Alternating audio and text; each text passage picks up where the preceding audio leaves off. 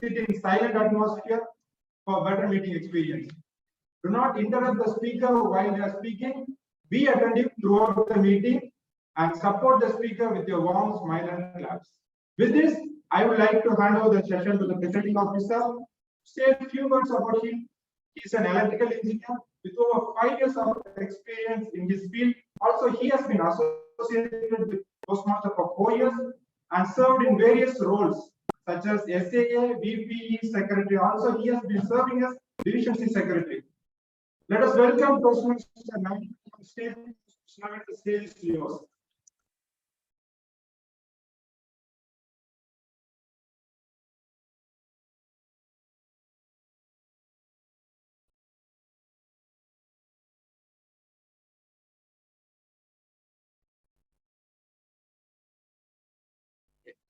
Good evening, everyone, my dear guests and my dear Toastmasters.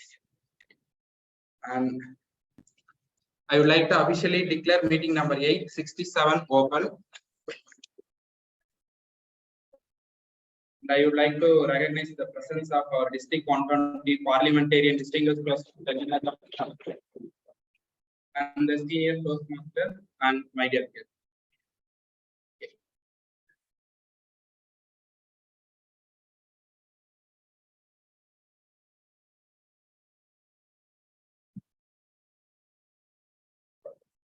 Okay, shall we move on to the guest introduction first?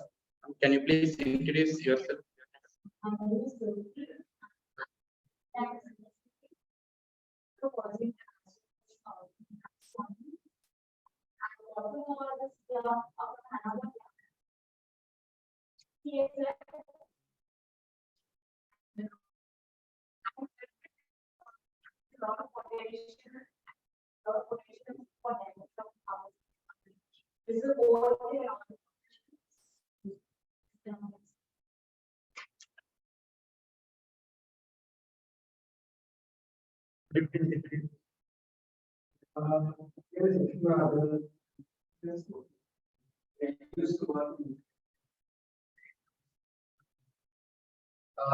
I'm very comfortable saying the one-on-one. There is on my kids are what you want this can be.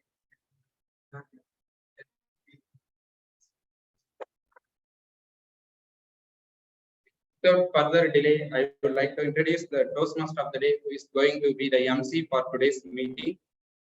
Toastmaster Raghavan, as your people know me, there are another set of people who call his as a revolver. They are my leaders, as he is a chartered accountant by profession and currently an author and a poet by passion, with a book titled Orphan to My Name. Born in Trichy, and he is currently doing his CA in industrial training with Aditya Birla Fashion and Retail Limited, Bangalore, and a division level contestant in evaluation and second runner-up in division for humorous speech contest.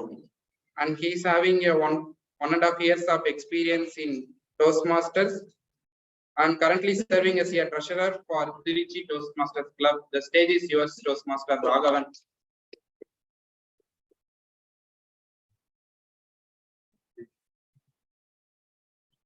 Thank you for that warm welcome, Mr. President. And you might have seen the poster which had Kesari in it. So many of you might be thinking that what Kesari is all about. What is this theme all about? Is that the yummy thing that your mummy makes? Or is it something else?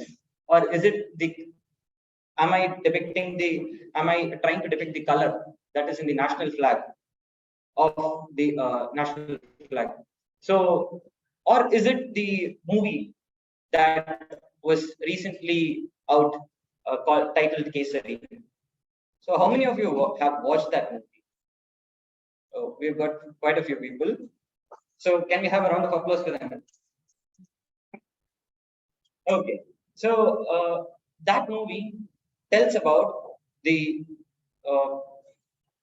that movie basically talks about the thing that most of us do not know. The bravest battle that was ever fought in the history of mankind was that battle of 1897, the Battle of Saragari.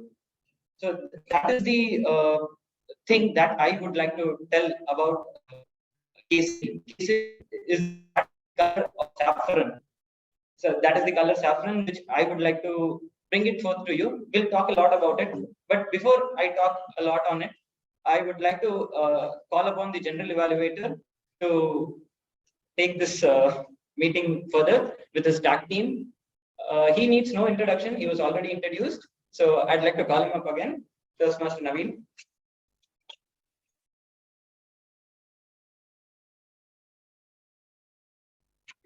What do you all think about the word G? Can you G, the general evaluator? What do you understand? Explain your thoughts about general evaluator. Okay. Anyone?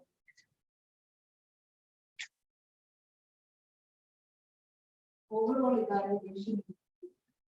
Okay, thank you, ma'am. Okay, both of them are explained my role very clearly. So I am going to be the quality checker for overall meeting till start until end of the meeting.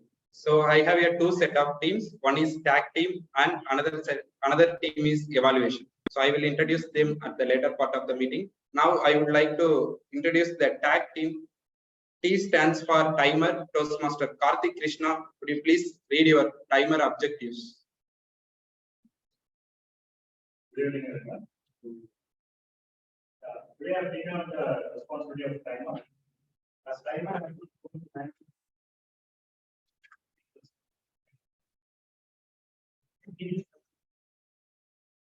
three speakers on road.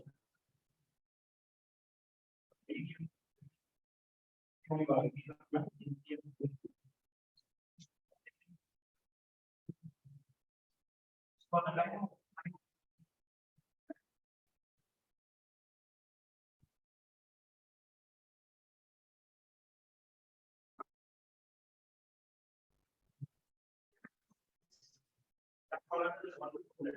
so at the finish of 1 minute, I'm pressing the green light, and each of 1 minute 30 seconds will be pressing.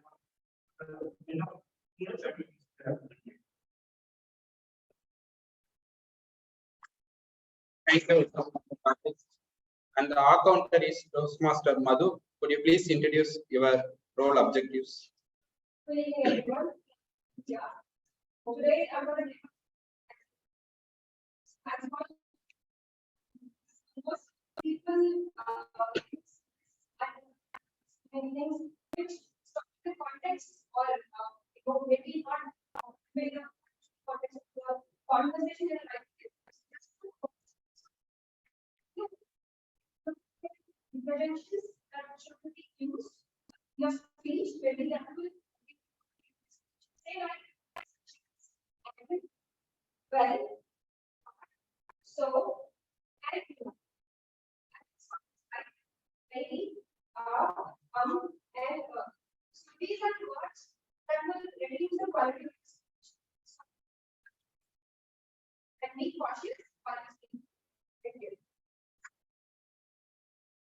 Thank you. Thank you.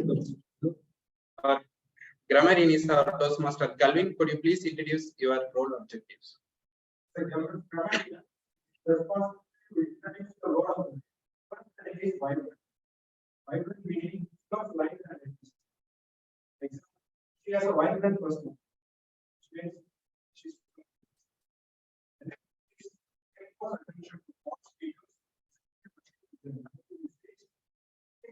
many mistakes of English language and as well as many outstanding words, quotes, sayings, or thoughts.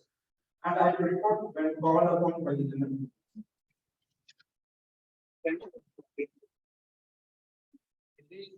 Our tag team will present their report at the later part of the meeting, and I will hand over the stage to Toastmaster of the day, Toastmaster Raghavan.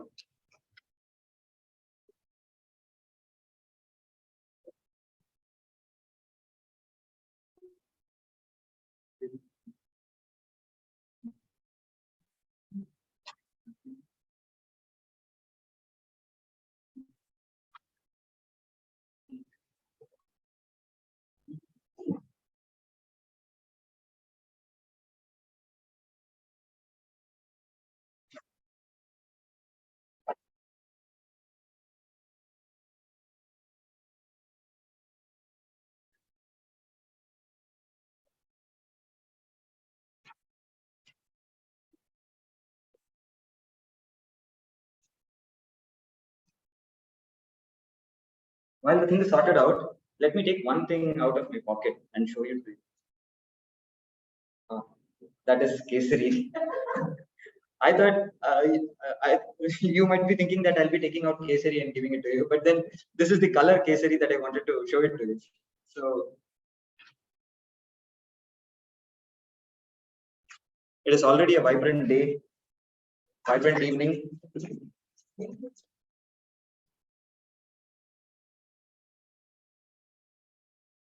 So first, we have 3 segments in our Toastmasters meeting. The one is prepared speeches, the next one is evaluation and table topics. Today's meeting has a special session also, which is an educational session. Now, for the first session, I would like to call upon the first speaker. Before calling on the first speaker, I'd call upon the evaluator of the first speaker, Toastmaster Bilal, to come explain the first speaker's objectives so that he prepares himself and comes, delivers, and you evaluate at a later point of time.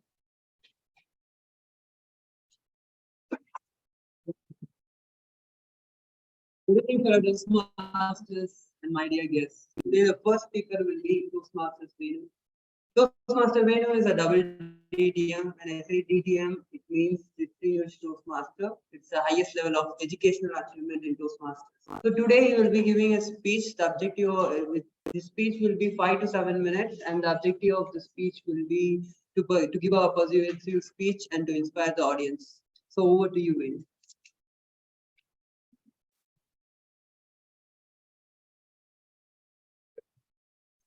While Distinguished Toastmaster Venugopal has got a good introduction, I'd like to add a few things to that. He is a person who is pursuing MBA, and he's in he's an Airport Authority of India. He's working there. So I wish you all the best, Toastmaster, Distinguished Toastmaster Venugopal. All the best to you. Yeah, good evening.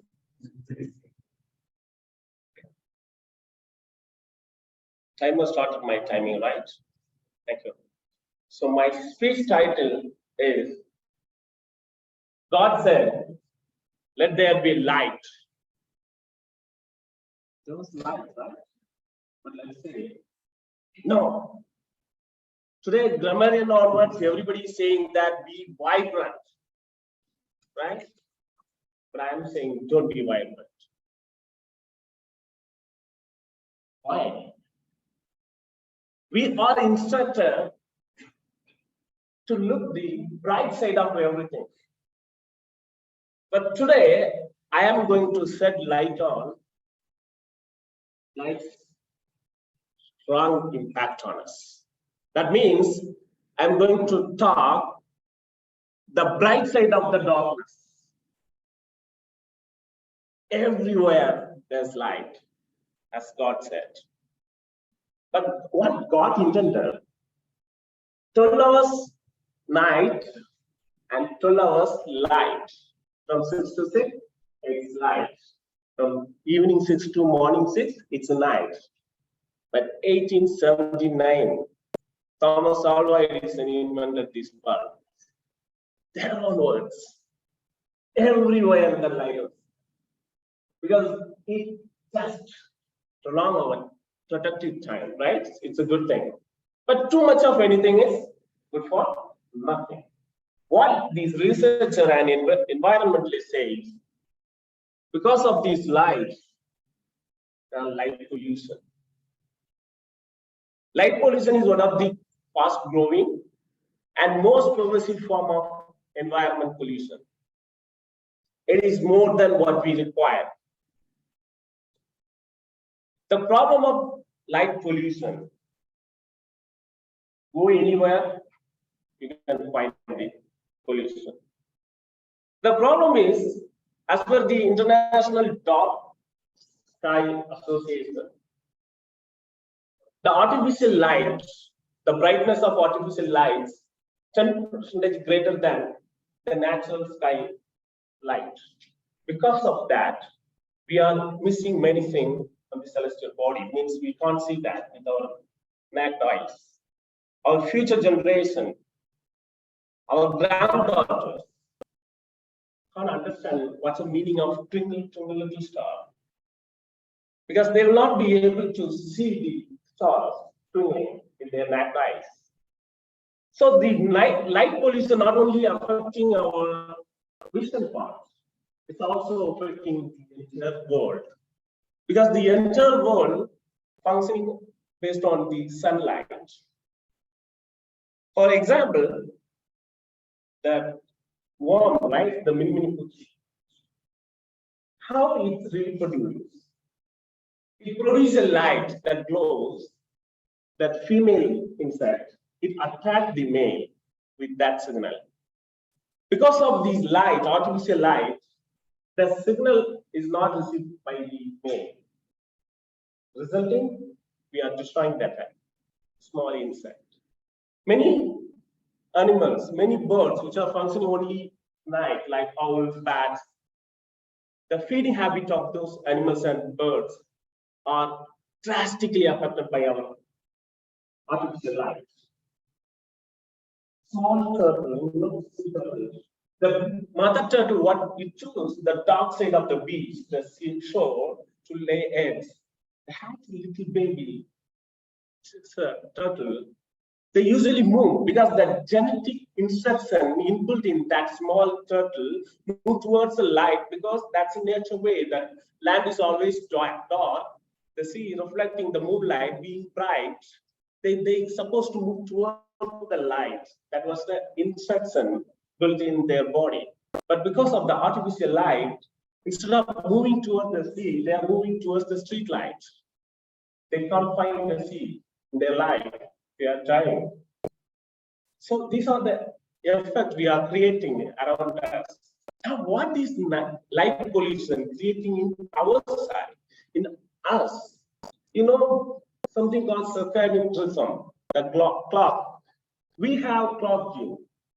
The circadian rhythm is an endogenous kind of oscillator. It's control of physiological and behavioral process, including the sleep and our controlling the vascular system and nervous system and immunity, cancer and aging. This clock gene, it has some instruction to release some proteins and some hormones in a particular time only. The problem is the gene cells, how it can understand the circadian clock, how it can understand whether it's night or day through our photoreceptor in our eye. When light hits our eye, our brain will say it's daytime. But unfortunately, we are having the light hitting our eyes every time. So our body is struggling. The circadian rhythm is struggling. The problem is it's not releasing the relevant hormones or the proteins required for our body. Particularly one hormone called melatonin. It segregates during night when we have pitch darkness. Because of that, because of our artificial lights, we don't have pitch darkness required for the melatonin. So, don't melatonin. As for the National Cancer Institute of America, around 73% possibility of cancer. For this appalling fact, the reason behind the appalling fact is, you know that we are having cancer cell every day. That means every day we are cancer patient. But because of our body power, those cancer cells are being destroyed. How it is destroyed? Because of the melatonin. Every night when you are sleeping, your body is being repaired by the melatonin. But you don't have melatonin. So that's the reason. So what we can do, now the question, the problem we have, what we can do? It's artificial light, I said. That means man-made. So we can reduce those light pollution if we all work together. Particularly when you are sleeping, just switch off your light yet some light response just like this through that curtain. So ensure that your room is pitch dark with a shade curtain, otherwise have these kinds of eye shade when sleeping. It will help you to segregate that required hormones and proteins, which will help repair your body and rejuvenate your body so that you don't have unwanted cells in your body. So even if God appears in front of you and say, let there be a light, tell the God, no, we have sufficient. No more lights. Okay.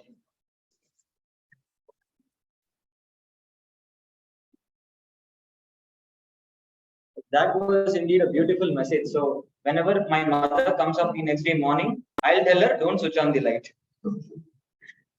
So before going on further, I'd like to take you to the story of Saravali. It started in 1897 when 12,000 Pashtuns, that is the Afghans, tried to come into India. And there were only 21 Sikh soldiers in a fort. They were stranded there. They were not able to come out of it. They called the Britishers. They said, sir, there are 12,000 people coming up. Please help us. And as usual, Britishers denied. Now, what these 21 Sikhs did, I'll tell you later.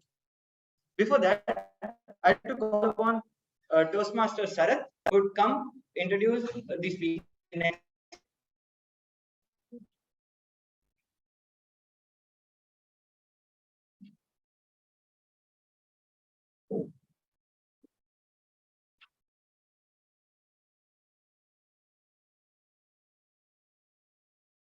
Good evening all. Today, Toastmaster Arun Mori is delivering Project 3 Level 2 of Path Engaging Humor. The project is about introduction to Toastmasters mentoring. Two objectives. Objective number 1 is to clearly define how Toastmasters envisions mentoring. Number 2, to share some aspect of her previous experience as a protege. Timer, please note the time is 5 to 7 minutes. All the very best, Toastmasters. So before I call upon Toastmaster Arun Mori, I saw his introduction to be somewhat similar to mine. It seems he is a poet. Oh, she. I'm sorry. Extremely sorry for it. So she's a poet, she's an author, she's a freelance trainer, co-author of 3 books. She loves swimming and cycling. Calling on stage is a person who loves to speak.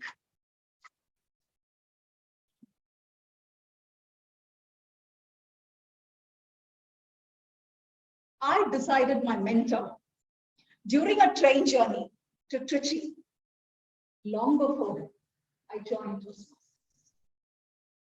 I've never met him once. I've never heard him speak. But I decided who my mentor was. And when I joined Toastmasters, I asked for that president to be my mentor. Oh my God. I was vibrantly full of smiles.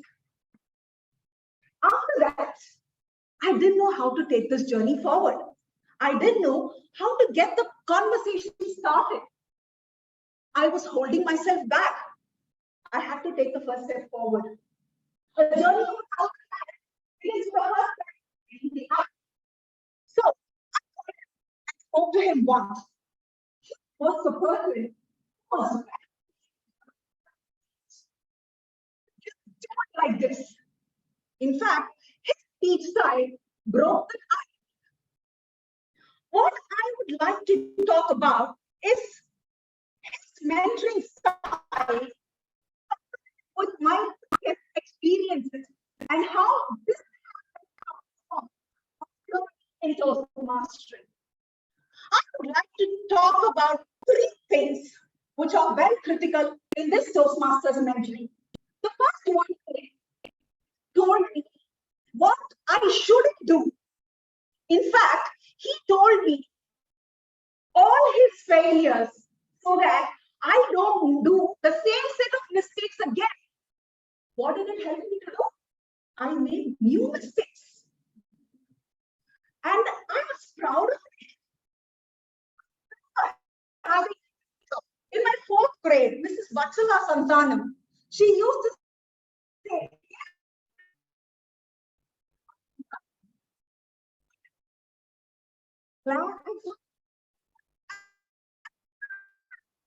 told me, he gave me the sight to do the mistakes that he hasn't done before. So I learned to do this. In this process, I evolved as a speaker. The second set of mistakes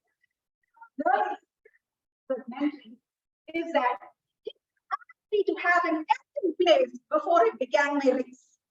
What happened? I was not worried. I had a similar experience in my work. I had a mentor who always said,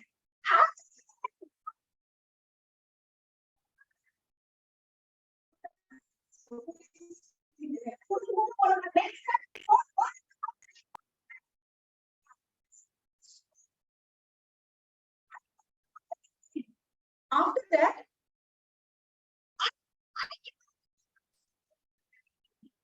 but you know, in this it will evolve on its own. I thought he had this magic wand with him, which will make it somehow happen in the future. The third and most important thing, never once had hated me or had made me feel inferior in our conversations, which is very, very important for a mentor. I had a similar, I was doing my CA. I am in fact proud to say I am a CA topper. No offense meant to you both, definitely not. There was this time when the budget was passed and the new laws were in place. That is when I told my auditor, sir, this is the new law and this is the new taxations that we have.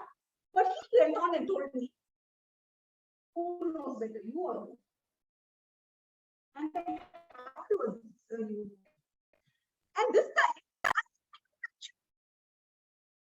getting us who knows better, you or me? In fact, this time he coerced me to say, you know better. So this is something that did not happen with my mentor. That I learned is I made a lot of mistakes. I definitely did not let my mentor go. In fact, I made and in this process, I started evolving. In this journey, when was the last time you all made a mistake? You cannot remember, right? But I made just one yesterday. The project objectives asked me to give a speech about the mentoring, but I wrote my script about my mentor and I sent it to him.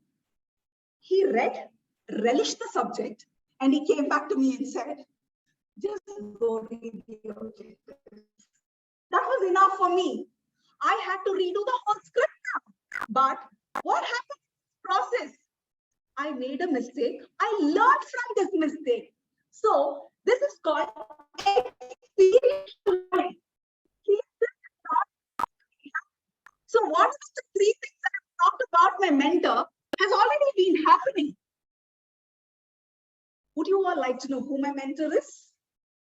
This is a club which is new to me, so I can ask you this question.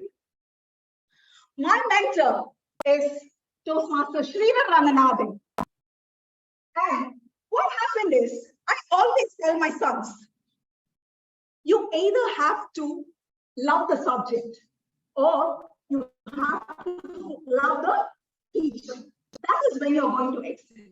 For me, I started loving the mentor even before I joined Toastmasters. So very sure someday I will be a great Toastmaster because my journey of loving the subject and the teacher has already begun. What are you all waiting for? If you want to excel in life, you've got to make a lot of mistakes. And from the mistakes, this will give you an opportunity to make that experience. And from that experience, you will move on to be a better person. Over to the Toastmaster.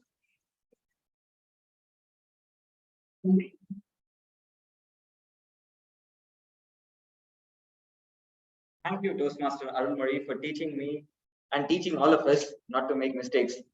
Rather, I'd correct it saying that make mistakes and learn from it. So going forward, I'd like to call Toastmaster Rekha to introduce the next speaker, Toastmaster Geeta.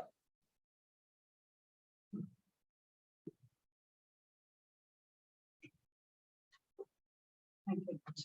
Good evening, all. My target speaker is Toastmaster Geeta, and her project is Understanding Emotional Intelligence. The purpose of her speech is, or the purpose of this project is to cultivate an understanding of how her emotions impacts her relationship. It is also designed to help her to identify how others' emotions impact her emotional state. And the speech duration is 5 to 7 minutes. Her speech title is React or Respond. So now I hand over back the control to the Toastmaster. All the best. Thank you, Madam Smell. So when I saw this, the next speaker's name, I was reminded of Tiger Shroff. So if at all he is your relative, just get me an autograph from him. Just joking. To tell about the next speaker, she is a passionate Toastmaster. She is a homemaker. She has served as SAA and BPM. Over to you, ma'am.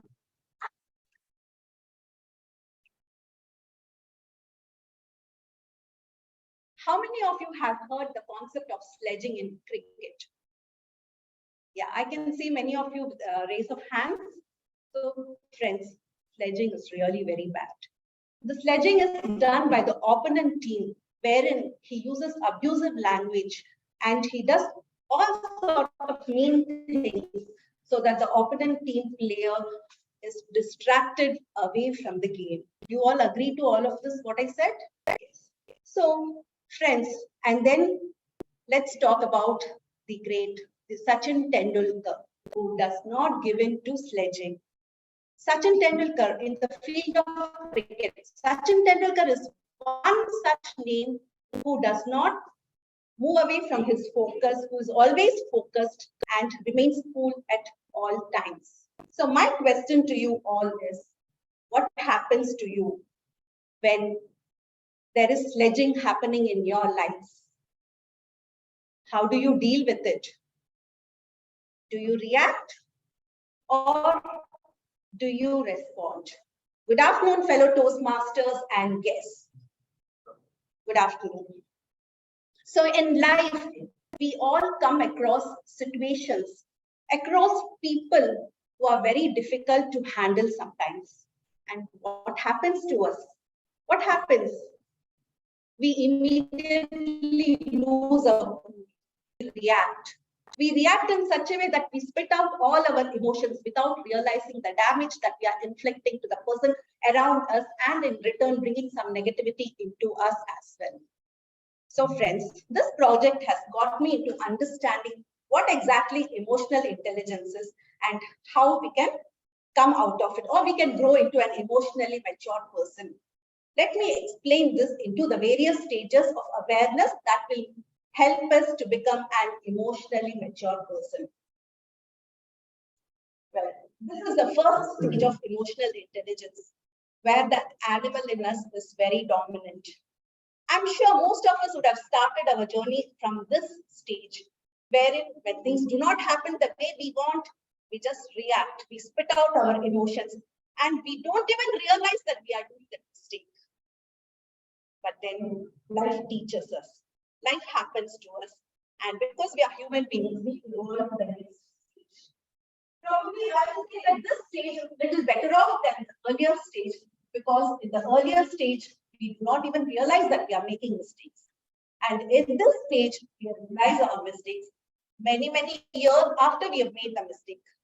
So for the example, I will say you that if you've taken for Emperor Ashoka, he realized only towards the end of his life that being a king does not give him license to kill people. But he realized it very late in life. And then we will move on to the second stage of this person who realizes after many, many years.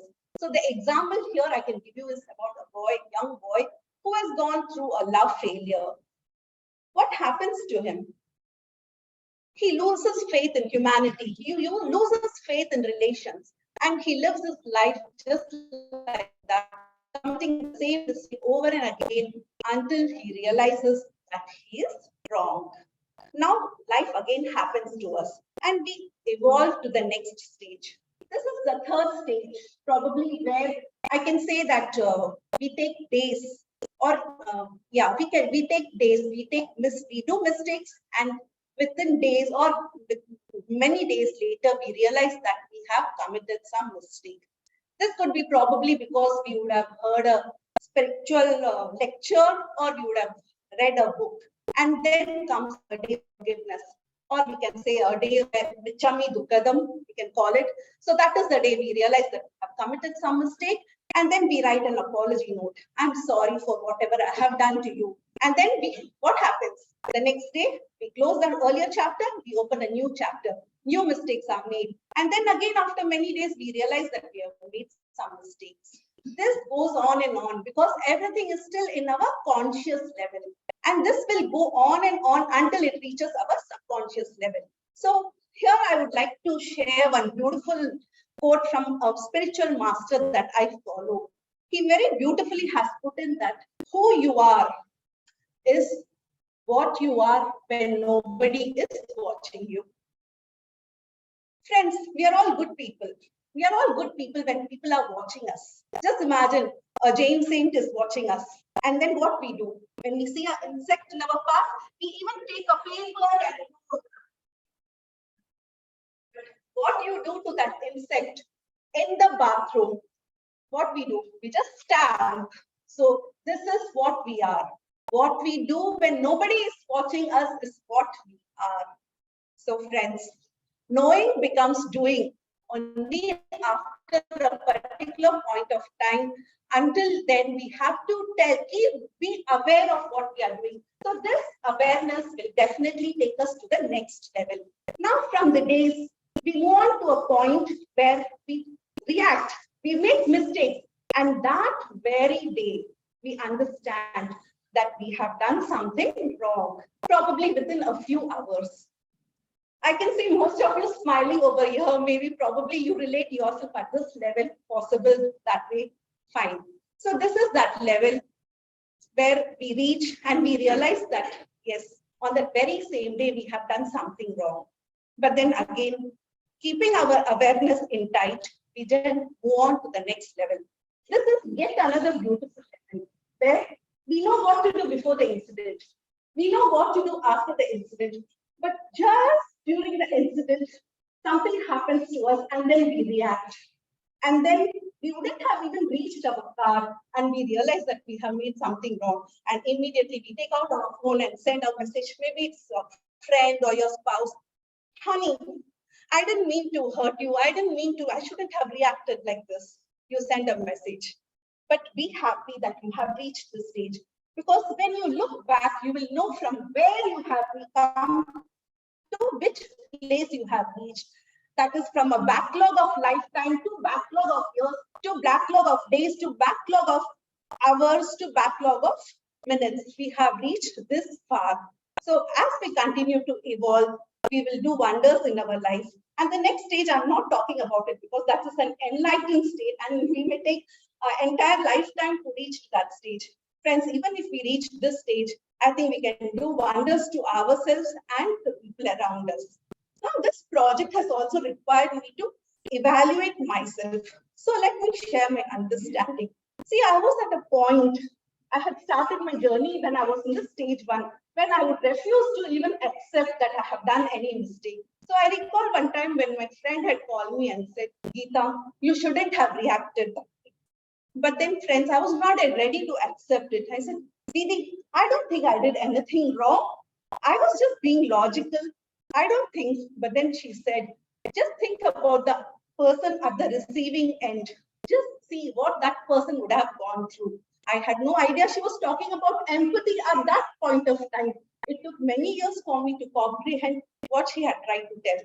And this project has helped me to evaluate myself. And I understand that I have reached a stage where I take couple of hours to a single day to understand what is happening to me. Now, this journey, this project has also motivated me to reach at least motivated me so that I can push myself to the next level and the next level. And the day is not far when I will become an emotionally mature person. So by then, dear fellow Toastmasters, you would have understood that it is very important for all of us to stay emotionally strong and mature. So my question to you all is, I'm on my journey to improve myself. How about you? Are you willing to tread on the same path and help yourself improve? Over to you, Toastmasters.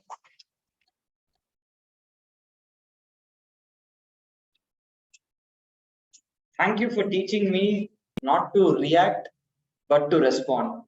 Thank you, Toastmaster Geeta. I want all of you to close your eyes for a minute. Just think what will happen if 10,000 people are at your doorstep with gun to kill you. You're just single, not the single out there. Will you react or respond? That is a question that we all need to answer.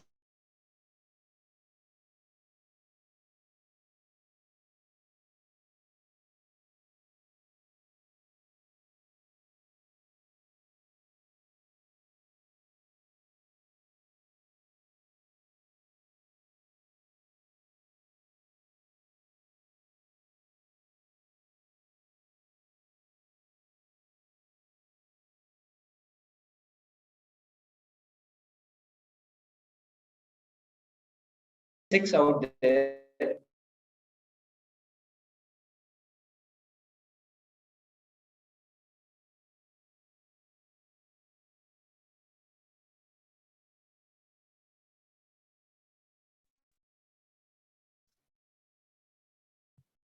So the next session is an educational session by our own distinguished Toastmaster Neena John.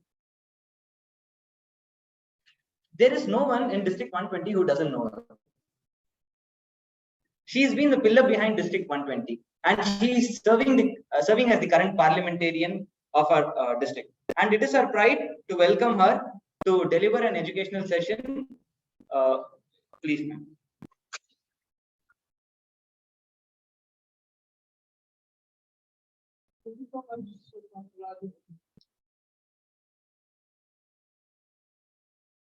So, ladies and gentlemen, everyone has joined Toastmasters because you want to be leaders.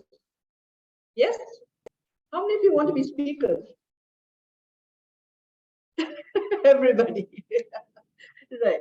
So now that you've joined, you have this big problem because there's somebody called a VPE, a monster who's going to come behind you and say, deliver your speeches.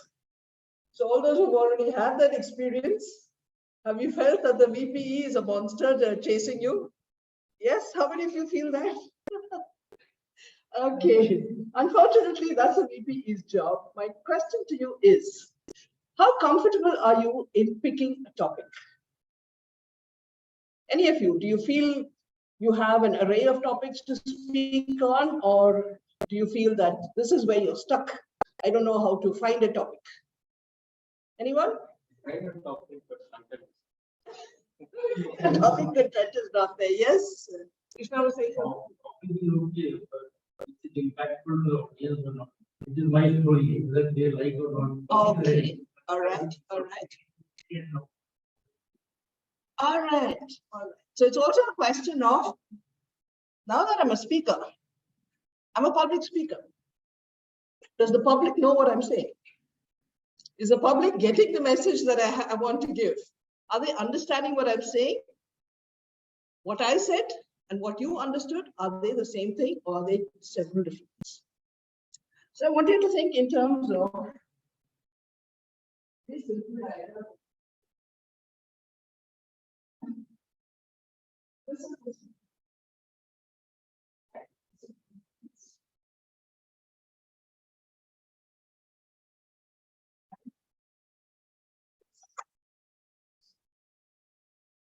Is this here? Is anyone online? Can they see it?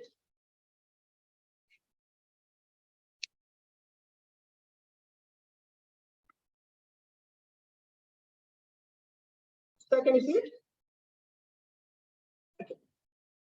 So basically, any speech that we're talking about has these elements that you need to consider: the audience, the message, and the time. Now, by audience, we need to understand who am I speaking to. Every time we're speaking, we have a totally different audience. So then we're thinking in terms of how do I reach that audience? Now, in Toastmasters, we have a very varied audience, right? You can be students, you can be corporate executives, you can be HR administration people, or any of those. And you have to be able to reach to each of them equally. So that is your purpose. Now, the thing is, more important than the audience, I would say, is your message.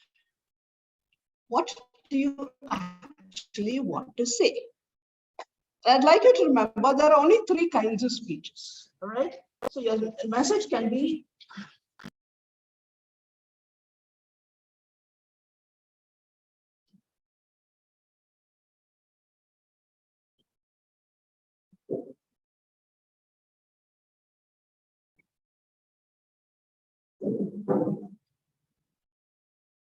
so basically 3 kinds of messages: informational, entertaining, or inspirational.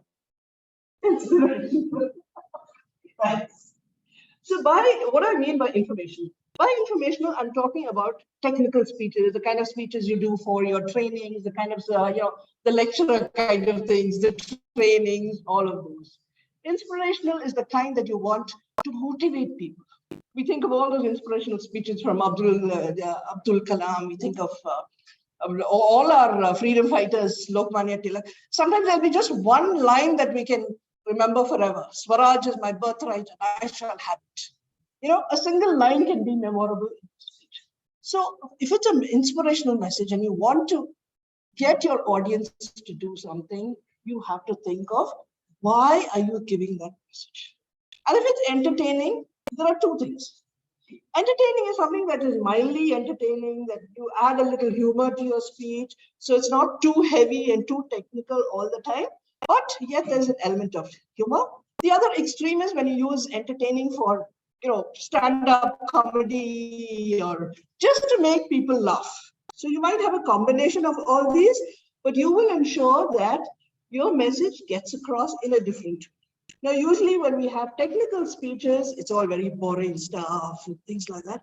But you add a little humor and you will be the speaker who stands out. You will be the speaker that people will remember. That's what we're looking at. And we're talking about inspirational speakers. We're also looking at what we call a call to action. You're talking about blood donation. You want your people to get up and next week donate blood. And sometimes our speeches are impactful in so many different ways. I still remember a contest, speech contest in Bangalore, district contest. All right, the winner was, great, but he said, the person who came second, his speech at the district level was so good, all about parents. He said, after the contest was over, I went to visit my parents. That is the impact. You may not get it in terms of applause. You may not get it in terms of awards, but the long-term impact of an inspirational speech, because it comes from the heart and it is meant for a particular purpose. So all these can have very, very different purposes. We need to understand when are we doing any of those. And of course, time. Now, as somebody said, it's very easy to be an educational minister. All you need is a long white beard and you keep spouting wisdom for a long time, but that's all that's required. But if you want to speak for 5 minutes with focus, it is far more difficult. Because you need an objective, you need to trim all the unnecessary stuff, you have to decide what is relevant, what is not relevant, and you do it according to that, and you have to fit it in within those 5 minutes. Otherwise, as in Toastmasters, you get red lights and buzzers and people threatening to throw you out of the room by the sergeant at arms. No, it's okay. Yeah, all right, maybe I do.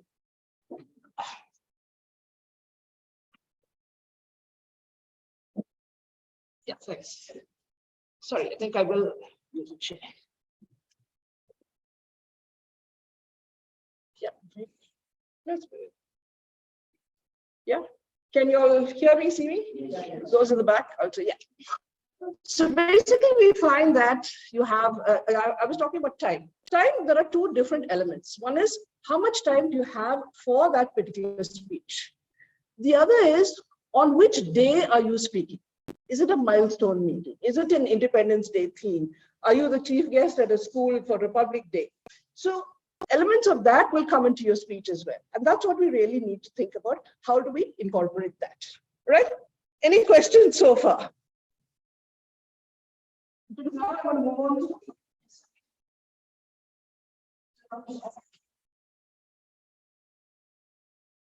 Topics. Now this has to do with, I know. You've studied engineering, you've studied HR, you know all of these things. I know this. It could also be something I love. I love music, I like bicycling, I like Raja songs, I like all of those. What does the audience know?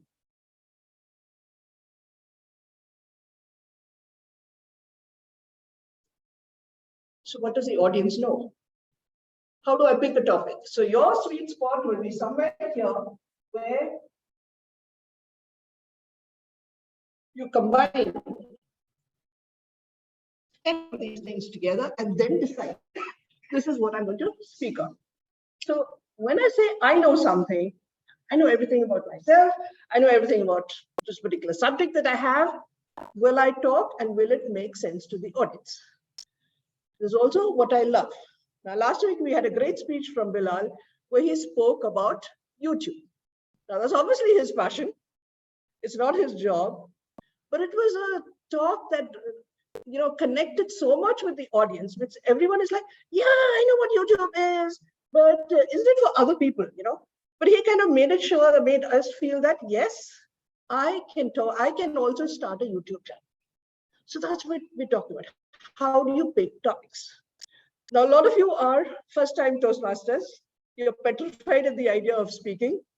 So I would say go through a set of easy topics first. First set of things, my first train journey. If you've been working, my first interview. These are all things which are your experience, but will connect with the audience because we've all gone through these kind of places and we can figure out what we felt when that particular thing happened. So we all know the feeling of going into an interview room, looking at everybody else. First, you go there with your 92% and you're very happy with your file and all, and then you look at the person next door, they're sitting next seat and they're like much better dressed, or they have a much fancier accent, or somebody says, his aunt is actually MD secretary, that kind of stuff that, pulls you down at the interview thing. When you talk about things like that, people can relate. So that's what I'm saying. What you know, what you have experienced, and what the audience can connect with. It can be very, very simple subjects, but it really depends on how you connect. So that's what we're talking about. How do we pick topics? In terms of the topic and the audience, you also have to tailor everything accordingly. Now, for example, this is a fairly well-versed audience as far as general knowledge is concerned. So Geeta can talk about emotional intelligence and she can space it out in a way and relate to the audience and people can understand. She's given her personal experience. We can also relate to the things that happen. We know what happens when we're angry. We know how we respond. We know how we don't respond. All of those things together. So audience, that is one. Secondly, in terms of audience, you also have to think in terms of language. What is the level of language that you're using? You can talk about having a structured leisure activity. And people are like, what did you just say? Translated, all it means is let's take a break, right? Or the other one of scintillate, miniature asteroid. Translated as twinkle, twinkle, little star. So you can use jargon depending on the audience and whether you can relate to it. And then you can also use it as a bit of humor depending on that. In terms of Body language. Again, I would say if it's a formal speech, stand behind the lectern and talk, because that gives a more formal thing to the entire thing. So you stand here, but you don't clutch like this. You keep your hands free and then you move around and then it moves. The other thing, if you want to be more comfortable, is to stand here and speak. So either way, whatever you're more comfortable with is what makes you, connect with your audience. So these are very simple tips that I'm giving you in terms of all these kind of speeches and in terms of this thing. One more thing I'd like you to remember is when I said general purpose is inspirational, informational, or entertaining, I would also like to think of what do you want your audience to think, feel, or do.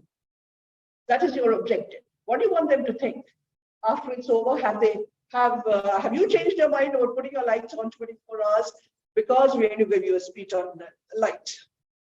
Are you going to make sure that you sleep in pitch darkness? That's an action call that he's given and part of the whole thing. And how do you want them to feel? So Gita said, learn how to respond, not react. Think in terms of empathy, not just reaction of yourself. So all of these things together are the kind of things that will help you connect better with the audience. And that's what will help you enjoy being a public speaker. So I think I have some time left for questions and answers. How much time? 14 minutes. All right. So there's lots of time for questions and answers. Anyone wants to ask, please feel free to ask questions. You're talking about inspiration is one of certain things may inspire certain audience and the same may not inspire somebody. So how can I It's also a question of necessity of to impact. Right? It's enough to inspire maybe 20% to do what you want. The entire 100% need not be inspired by you. So that's the way it will go on. Yes, any other questions? Yeah. Then Yes. what impress all of them? And it has to do with the fact that when you're learning Toastmasters and when you're learning speeches, you're just learning how to express yourself. But it's only after a certain degree of vocabulary, after a degree of practice, and then you start learning how to impress the audience. And the point is, some of us have what we call mic mania. So once we get hold of the mic, we don't let go of the mic. So another thing you have to remember is, you don't just have to have passion for the subject, you should also have compassion for the audience. So be careful about how you speak, how long you speak, and to whom you're speaking for so long. So that's one of the things you have to do. And when you want to impress people, build up your vocabulary. And this is one thing which I always have.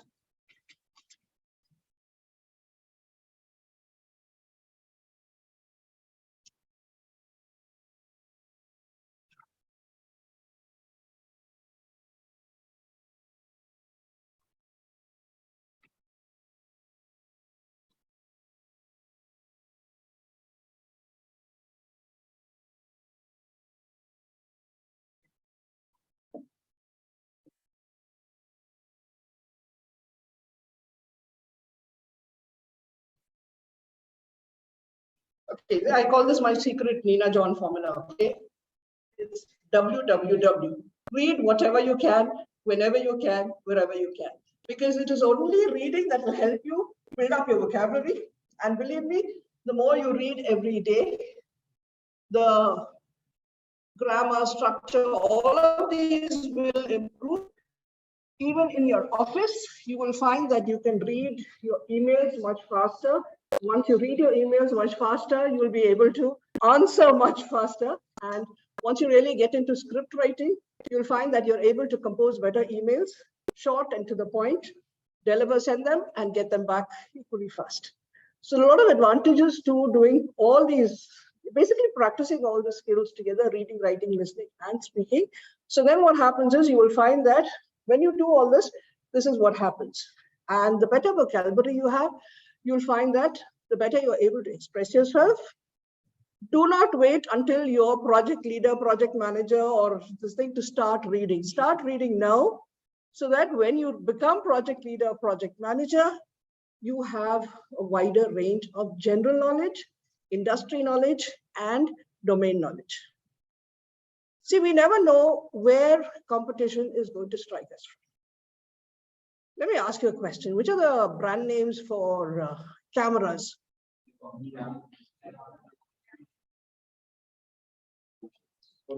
How many of you are using Nikon and all of these things for taking photographs? The mobile wiped out all these. So they actually had to, restructure their entire thing so that they now go into high-end photography and not just regular photography. So you never know where competition will come from. How many of you are using alarm clocks to wake you up? How many of you are using calendars to look at every day? How many of you are writing notes in notebooks? So at least 3 or 4 are there pleading guilty, yes. But basically the mobile has wiped up so much. And you want to know the joke of the whole thing? The first company to ban mobiles in their factory was Samsung. Because the mobiles can photograph all the sensitive equipment and send it across. So this is what I'm saying. See, many years ago, I don't know how many of you have even heard of this, when Indira Gandhi nationalized the banks, right? Bank officials were given a golden handshake and a VRS and things like that. A lot of them had been working in the bank. They took that, they said, now we're going to start business.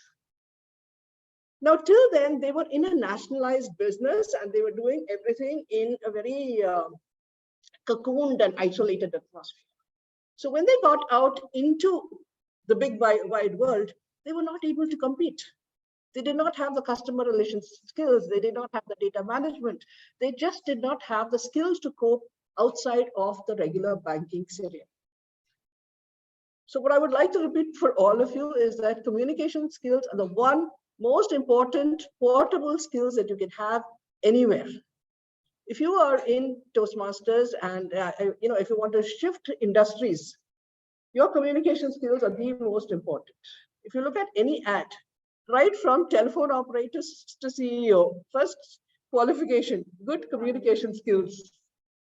So learn communication skills, and this is the way you need to actually work on it. It is because when you have different topics, you are able to deal with all of these. Pick a topic, pick whichever, what interests you. And I would suggest that those of you who just started, look at your pathways in a very holistic way. Pick your topics according to what helps you in your corporate career.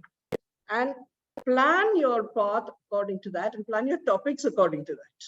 You'll find that there's a synergy between what you're doing at Toastmasters and what you're doing in your corporate life. And that's how you will be able to do it. So pick your topics according to that. The audience you have in your office and the audience you have at Toastmasters may be slightly different, but there's still ways of getting you to practice.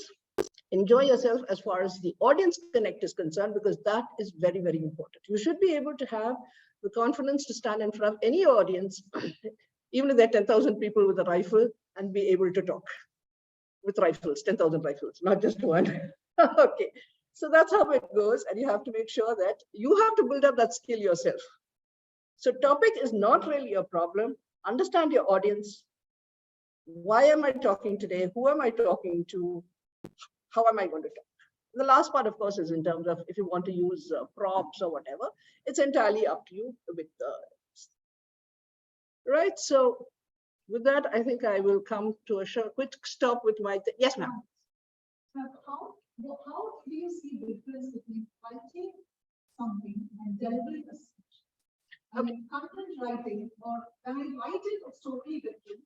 But when I deliver it as a speech, it's entirely different. When you're writing for the eye. When you're writing a speech, it's for the ear.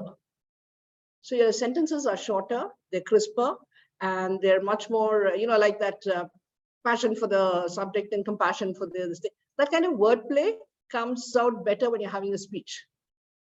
But if it's a writing thing, you also tend to write 3 sentences for one thing even you're writing. Whereas for speaking, you just need 1 sentence or whatever to cover everything. You can, it's like how crisply can you explain? So, absolutely, non-verbal gestures can also play a vital role. Now, what I'm saying is now, for example, in a speech, you can talk about somebody crossing the road. The man crossed the road. The man in the torn lungi and dirty shirt crossed the road. By the time you go more into detail, when you're writing, you can go and have a whole paragraph. When you're speaking, the old man in the dirty torn lungi crossed the road.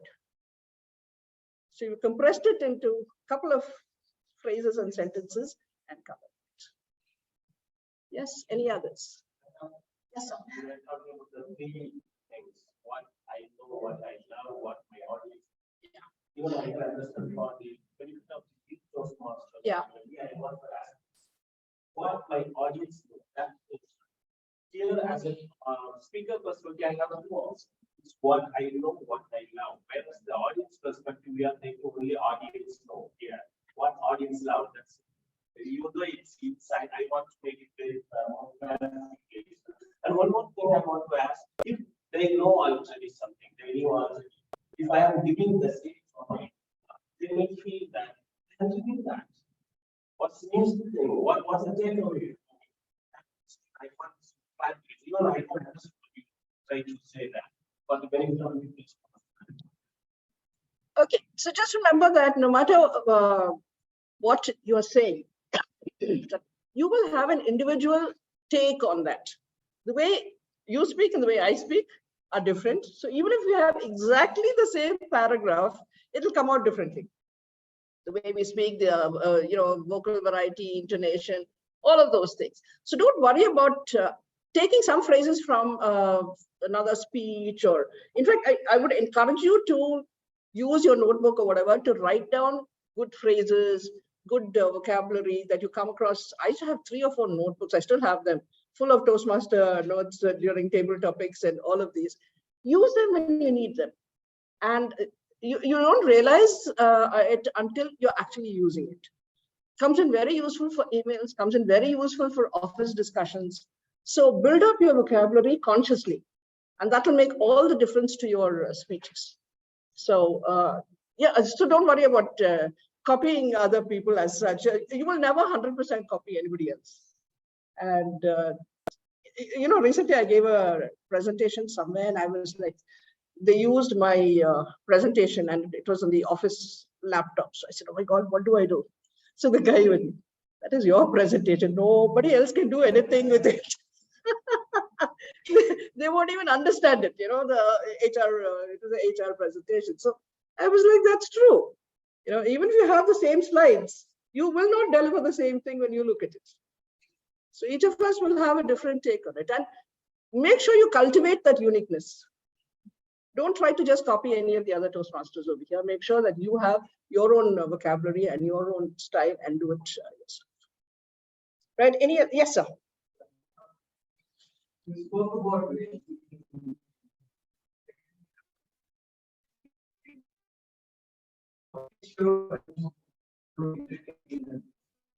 sometimes I want to make it engaging. Go a little over.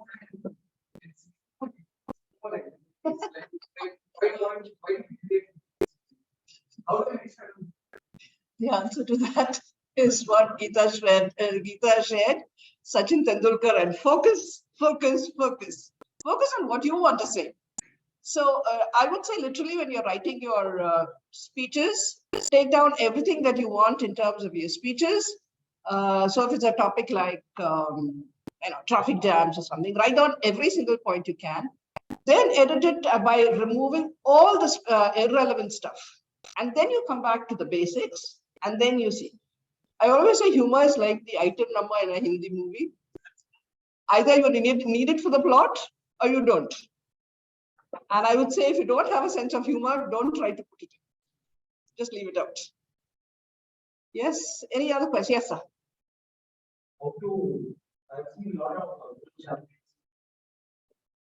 It should be very simple. Life experience. Kids, alcohol experience, scratch, Yeah.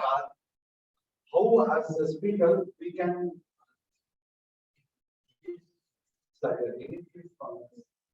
anything happening. I think this seems like a speech. Toastmaster attitude to it. Let me give you a perfect example with Aditya himself. So we were attending this division conference and we were waiting for lunch. So, this building had shadow on one side and light on the other. So Aditya and I. That means there is light on one side and darkness on the other. Therefore, as a Toastmaster, this is what both of us going into table topics because of the light and shadow on just on the floor. So literally, when you start doing a lot of Toastmaster speeches, you can make speeches on anything and everything and nothing at all. Sure. Please. I was connected with one person who was telling every in your life. Be like why something, every incident is a story. Correct. So when we started observing, I started reading something very silly and started writing articles on that. I started getting a piece of my friends saying that we write anything and write something with some. That's the way to do it. That's the way to do it. Even your hostel and all, you're having so many experiences, right, with your fellow hostelites or other students. So those are all actually observations about human nature. Right now, you just think of it as an experience, but it's actually human nature in action. So you just observe it and write about it. Every day. Exactly. Right? Well, I hope I've been able to put some of your things to rest. Thank you.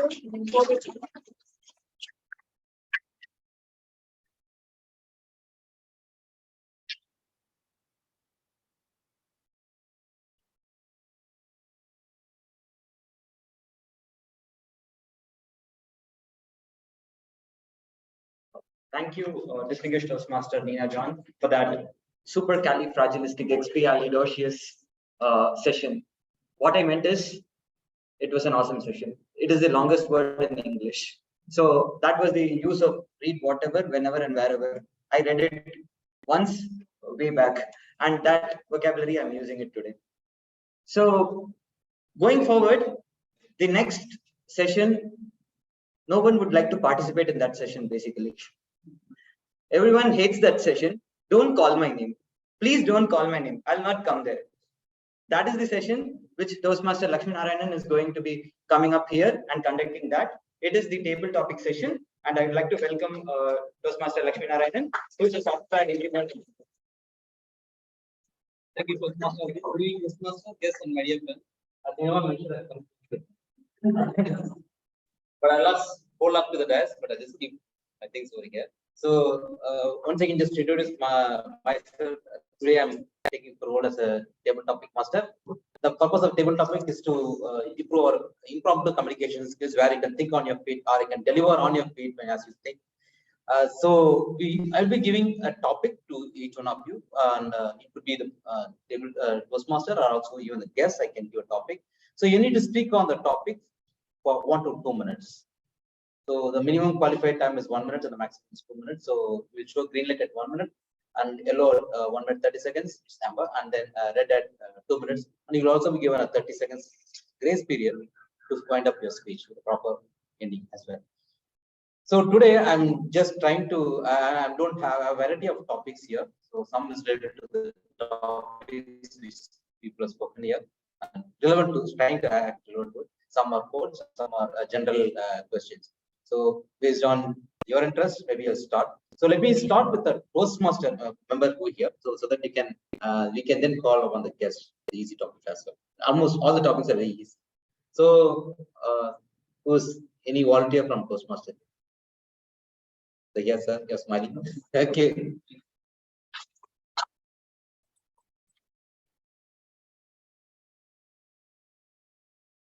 Okay, I'm starting with.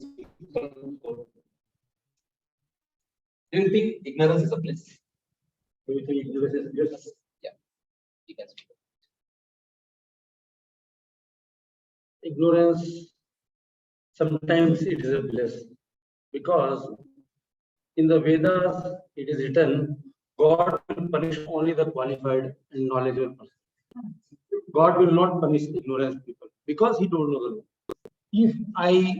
If I entangle with an argument or some assault, I will ponder upon in which act I will follow, in which act I may put into the jail, or I will not see. Before it happens, this whole thing will collapse. So, but if you are ignorant and if you are not knowing things, you can easily go and pull on, take your life with simplicity and with your, and so many times this ignorance is totally opposite of the pseudo arrogance.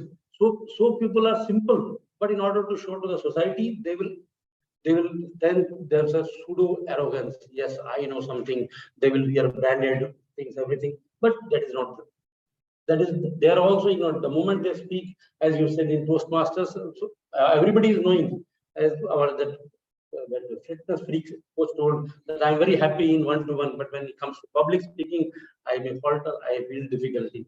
So sir has come with us, and you will really enjoy that we are here to just push up everyone, motivate each other, and encourage each other to speak and with relevant, no matter it is impromptu or prepared speeches. Over to you. Ignorance is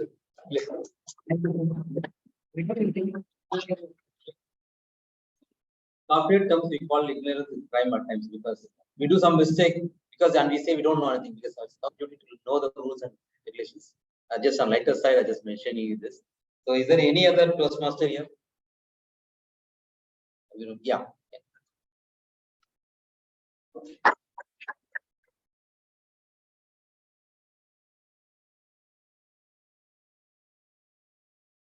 So I know you're a parent, and again, a second question. What is the best advice you can give to your kids, or how do you want to bring up your kids? Okay. Thank you. Before I begin my talk, I will give this a very warm welcome to everybody present here. Very warm welcome to all the Toastmasters present here in person, and a very warm welcome to all the Toastmasters present online. I would always begin my talks with a disclaimer that please do not pay attention to the vibrant orange jacket that I'm wearing, the vibrant green bag that I'm having, or the vibrant neon green shoes that I'm wearing, but please put your focus and attention on the vibrant personality that is here. Me, yours truly, Abhirami Ramalingam. And with that, I would like to get on to the topic that has been given to me. If I were to give an advice to my younger self or to a child, I would give the important thing of life lessons. Because I would not want to pass on something like wealth or money or a status or a background, but something like a life lesson. Because an average person will learn from their own mistakes, but a very wise and a smart person will learn from another person's mistake. So 3 important things that I would like to tell my children or any children is always have quality over quantity, especially when it comes to relationships. When you're choosing people, do it very intently and very carefully, because those are the kind of people who will love you when you don't love yourself, who will believe you when you don't believe in yourself, who will pick you up when you feel down. Those are the kind of people who you need to have in your life. If they don't like you, they don't need to be in your life. Be yourself, be honest, be authentic, be transparent, be yourself. If they like you, then they are for you. They need to be in your life. So always have quality people in your life, not the quantity or the amount of likes or the amount of shares or amount of Facebook friends you have. That doesn't matter. The quality people will be there for you when you are not there for yourself. Are those the people? Are the kind of people that you need in your life? So the second thing is keep it simple, stupid. So I always see people as a bundle of emotions, values, ideologies, and principles, but not about how tall, short, or the color, background, or status. But always be straightforward, be who you are, and always keep it simple with people so that they know who you are, and if they accept who you are, then those are the kind of people that you need to have. So always keep it simple when it comes to situations, when it comes to people, and when it comes to anything in life. The third thing that I would like to tell young children is, give me a second, please. I would not like to say or something as a filler, but I would rather keep saying that, well, something that I would like to tell is, the first one was keep quality over quantity, keep it stupid. And the third one is don't let anybody else define who you are. If somebody's going to tell me I'm short, I'm fat, I'm dark, I'm lazy, I'm unproductive. No, I know who I am. If somebody's going to tell you that, don't take that, because that is their perspective and that is their perception. That doesn't make who you are. But always be and trust in yourself, believe in yourself, know who you are. And with that, my time is ended, ladies and gentlemen. Thank you for being a lovely audience. Thank you. There's a motive behind this because we have 2 kids here. I thought she can give better answer.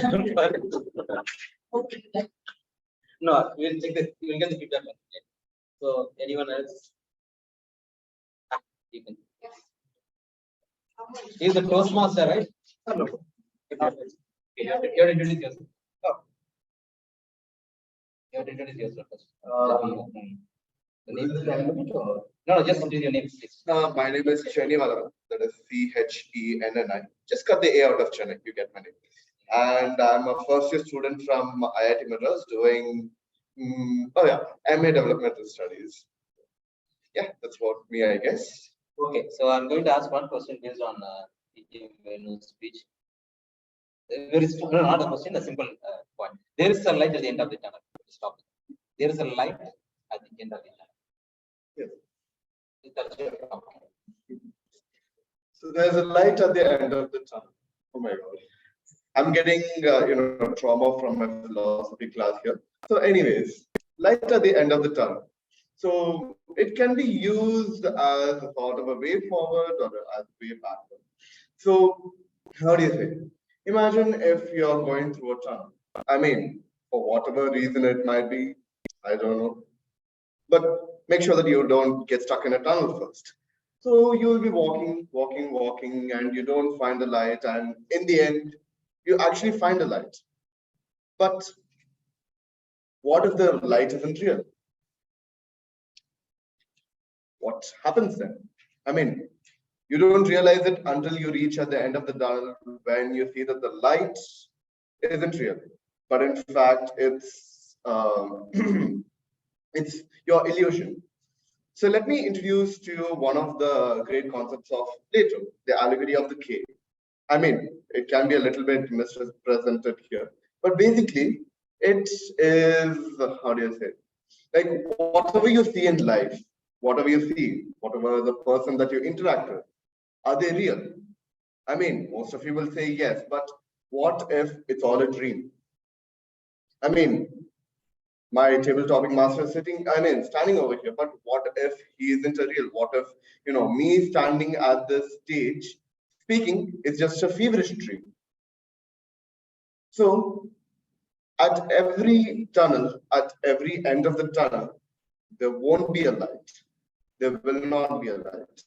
It's just, how do you say? It's just a repeated phrase or a motivation quote. You just have to work with the fact that at the end, there won't be a light. But don't let that stop you. Keep working.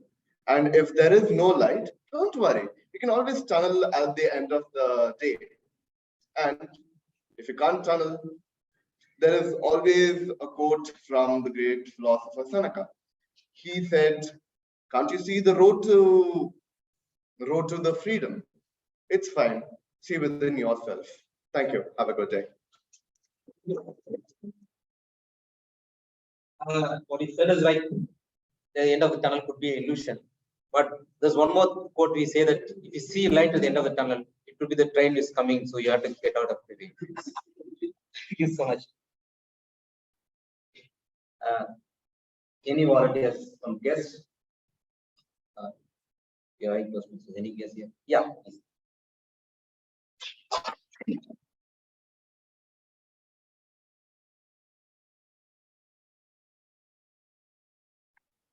So you want like a code or Whatever I want to say.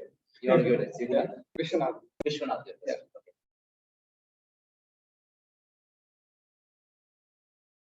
So I'm going to pick this topic from what speech. Who you are is what you are when no one is watching.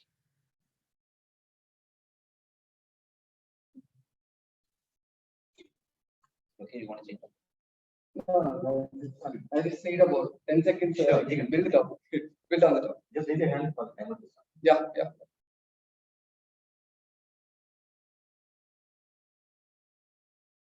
Yeah. All right.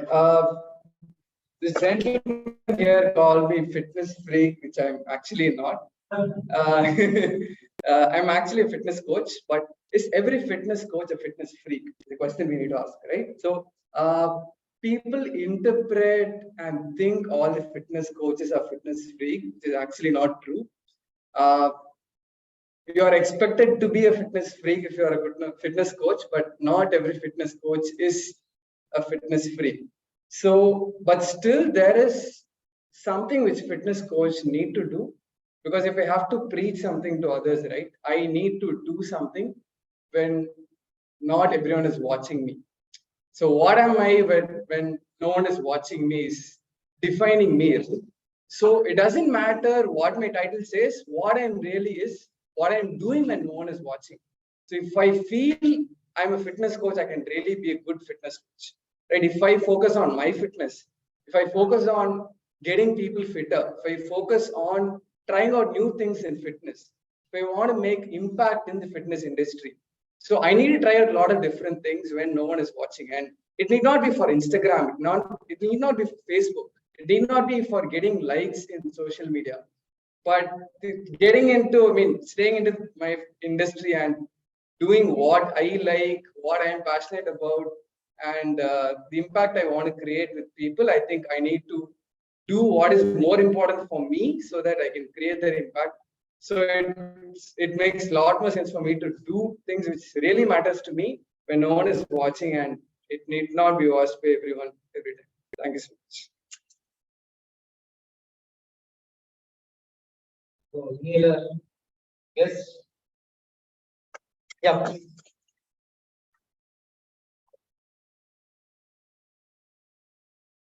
You're a guest here, right? Yeah. You want a quote or something? I guess the topic.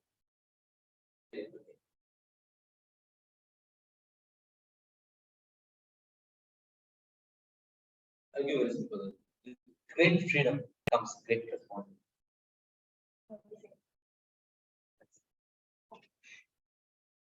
You'll raise your hand once you.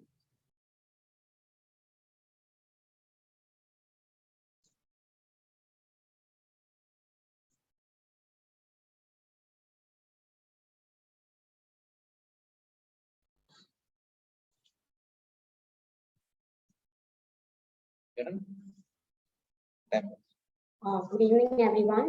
My name is Tulsi, and my topic is with great freedom comes great responsibility. So, I think from childhood to adulthood, we all crave for freedom, like in different aspects. When we are small, maybe we crave that we want to go outside to play. We crave for new friends, and then comes the stage of later childhood. Then we crave that we need sometimes we get into that idea that we need this thing, that thing, we need luxurious clothes, or we want to go to luxurious trips. Then comes adolescence. We crave for friends, we crave for people, and we crave for status. And so in that all aspects, we need some freedom from maybe our parents or our family or the guardian, whatever may be the case. So the topic is very generic. It will be relatable to everyone, be it a student, be it a person who is into job, or be it a homemaker. So it is very much relatable to everyone. So and then comes the part of responsibility. So every every person will be aware of the quote that grass is always greener the other side. So every minute we crave for it, and everyone just imagine that whatever freedom you are expecting, you achieve that. Maybe if it is like you want to travel without anybody's permission. You want to go for night outs. Like I'm an adolescent, or I'm in a later childhood phase. So I'm talking about my experience. So you crave for new friends, so all of these is there. Imagine you achieve that. Your parents are free, you have full freedom, and then what happens? You experience that, and after that, you crave for new things. So this is a never-ending cycle. And then coming back to the part of responsibility.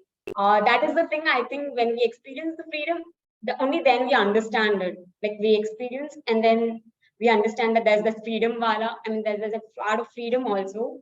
I mean, that's sorry, and there's that part of responsibility also. So that's the time when we get serious and maybe there are some mistakes, then we experience it. And I think then only we understand what is the responsibility part, I guess. Thank you.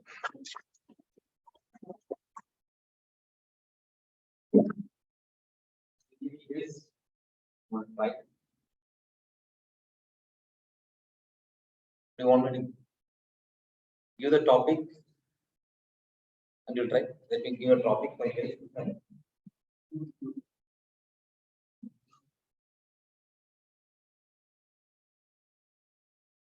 Is there any man familiar? I don't know whether you can I'll change. I don't want to get experience.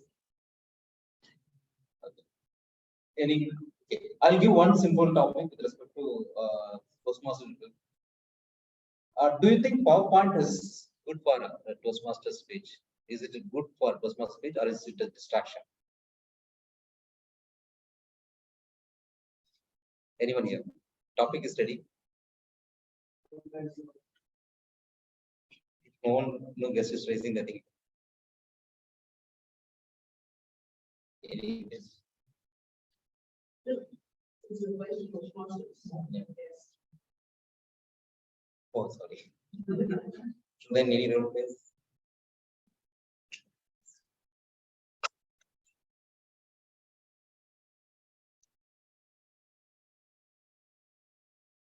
So is PowerPoint is a distraction for speeching? Yeah.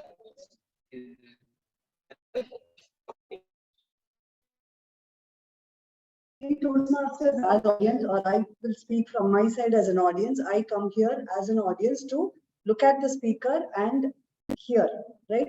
So I have been watching these PowerPoints in offices and presentations and all those things. So definitely I will not buy in as an audience. I will not buy in PowerPoint as a medium to share any message. But again, a PowerPoint with full of words may be a distraction, but highlighting some key points, PowerPoint can be used.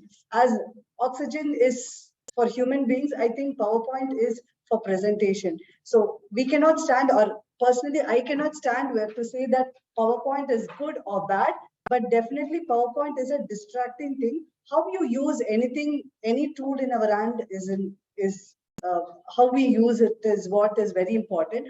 So using a PowerPoint just to highlight key points is okay, not just for Toastmaster, for any presentation, but bombarding or filling the entire slide with words will definitely distract the audience, and they will start reading what is there in the PowerPoint and not listen to you.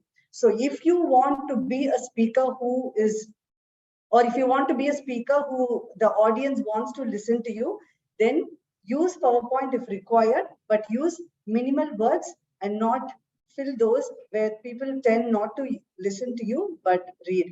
Toastmaster, personally, I would say a no for PowerPoint. So this is my take.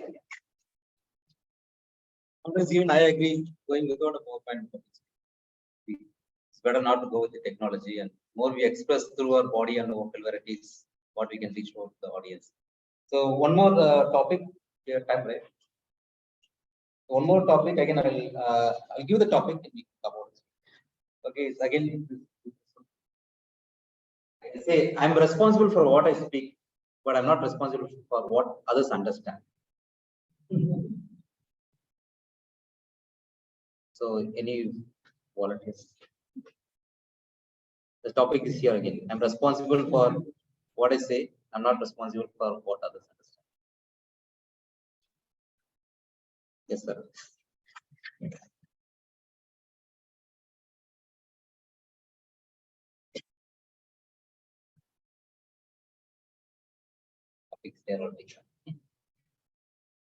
So the topic is, I am responsible for what I say, but I'm not responsible for what others understand.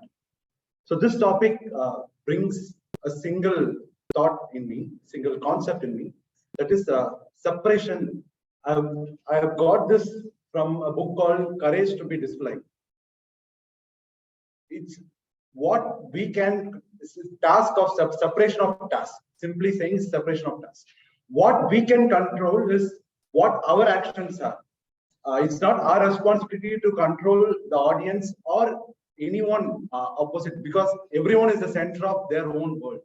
And as a speaker, I agree, it's 100% responsibility that each and every one of us should do our best to serve what we want to deliver to the audience.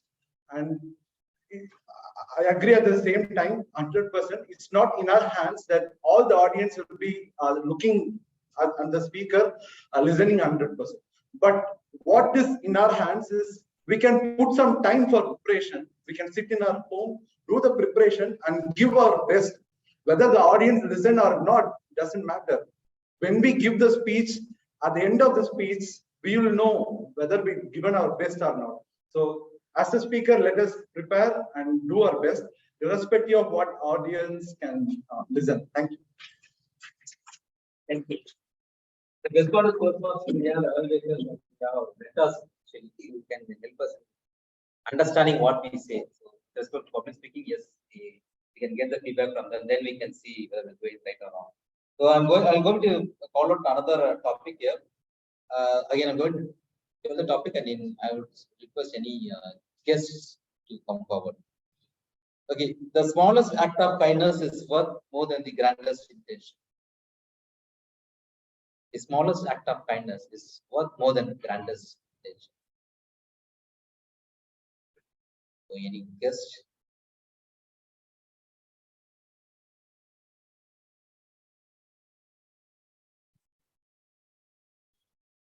One last.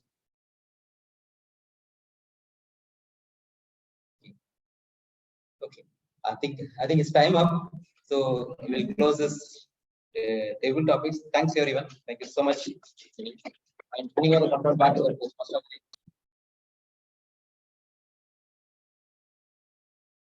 I'd like to thank the table topic master for those wonderful topics and making everyone come up here and speak impromptu. Going forward, now in life we write a test and teacher corrects it. Similarly in Toastmasters, but no one likes the marks. That is a different scenario.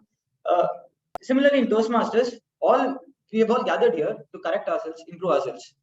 For that, we have a tag team or a general evaluator who heads it, who is like the chief of the army. So his team would come and tell the mistakes that we have, and we as Toastmasters would be correcting it and improving going forward. So I'd like to call upon the general evaluator, Toastmaster Naveen, to come up and call his tag team to give the report and his report.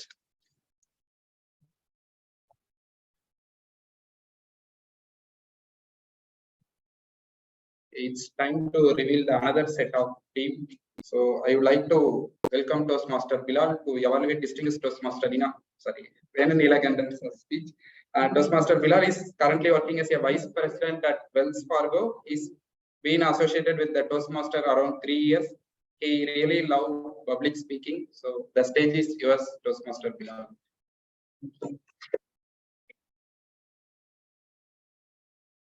Good evening, fellow Toastmasters and my dear guests. In Toastmasters, we truly believe that your best one is always your next one. That's why every speech, every role player in every Toastmasters meeting is evaluated so that you learn about your aspects in your performance today that can be worked upon to perfect the next one. That being said, today I'm going to evaluate Venu's speech. So before giving my evaluation, I just start with 3 things that I loved in Venu's speech. The first one is body language. As you can, if you are not aware, let me tell you this fact that 55% of your communication is about your body language. So in his speech, you could have observed that his body language was very good. He was able to move around and he used his gestures very well. And the second thing which I liked in his speech is voice modulation. So he was able to pitch in and he was able to change his tone whenever he talked about artificial light and signals and how the turtle moves towards an artificial light and all those things. So he used his vocal variety very well. The third thing which I liked about his speech is the message. the message where he conveyed what is the use of artificial light and what is the use of natural light and the comparison between these two. The third one is message. The fourth one, which I liked in his speech, is the eye contact. He was able to see the entire room, all the audience. He covered like first half of the speech, like he covered the entire thing. The next half was able to cover almost all audience with this eye contact. The fifth thing which I liked in his speech is his comfort level. So he was very comfortable with the audience. He was not nervous. So that is one thing. And the sixth one is clarity of his speech. He was very clearly talking about what different kinds of light, what is artificial light and what is normal light. Three things or three areas of improvement in his speech is, first is the way I talked about clarity. I think the message which you are about to convey in your speeches was conveyed at the end of your speech. When listening to your speech, the one thing that comes to my mind was there was a famous comedy by Vadivelu, like while buying his stamp, right? He will talk about what is stamp and then he will go on till London, right? So he started about what is light, he go and talk about signal lights, then he talked about how turtle used to move towards artificial light. I was like, what is the message in this? So, but at the end of the, he done a very good justice to his topic. He said that when there is a light, so let's say no. So he made a justice to the topic, but till the last minute, I was confused, like what is the message in his speech? The second one, like the area of improvement is engaging audience. So in his entire speech, like even though it says prepared speech, you could have prepared something like at the end of every 2 minutes, 3 minutes, asking question and engaging the audience. So that one thing is, I feel like missing. And the third one is expectation. So usually what comes to my mind when I see like I'm going to listen to a DTM speech, usually DTMs will come up with a catch, like they used to come up with a rat trap box, or in our club, Abraham, he came up with leaves. And that expectation was something I thought he will move some kind of lightings from outside. So that one was missing. So with that, and my evaluation over to you. Thank you, Toastmaster Bilal, for the wonderful evaluation. Now I would like to welcome Toastmaster Sarath to evaluate Toastmaster Arunmoli's speech. He is a research scholar at IIT Madras. He served as a Sergeant Arms and Secretary of Chennai Toastmasters Club. His hobbies are reading self-development books, and he have another habit, but while you are seeing him, then only you know. He is a bouncer.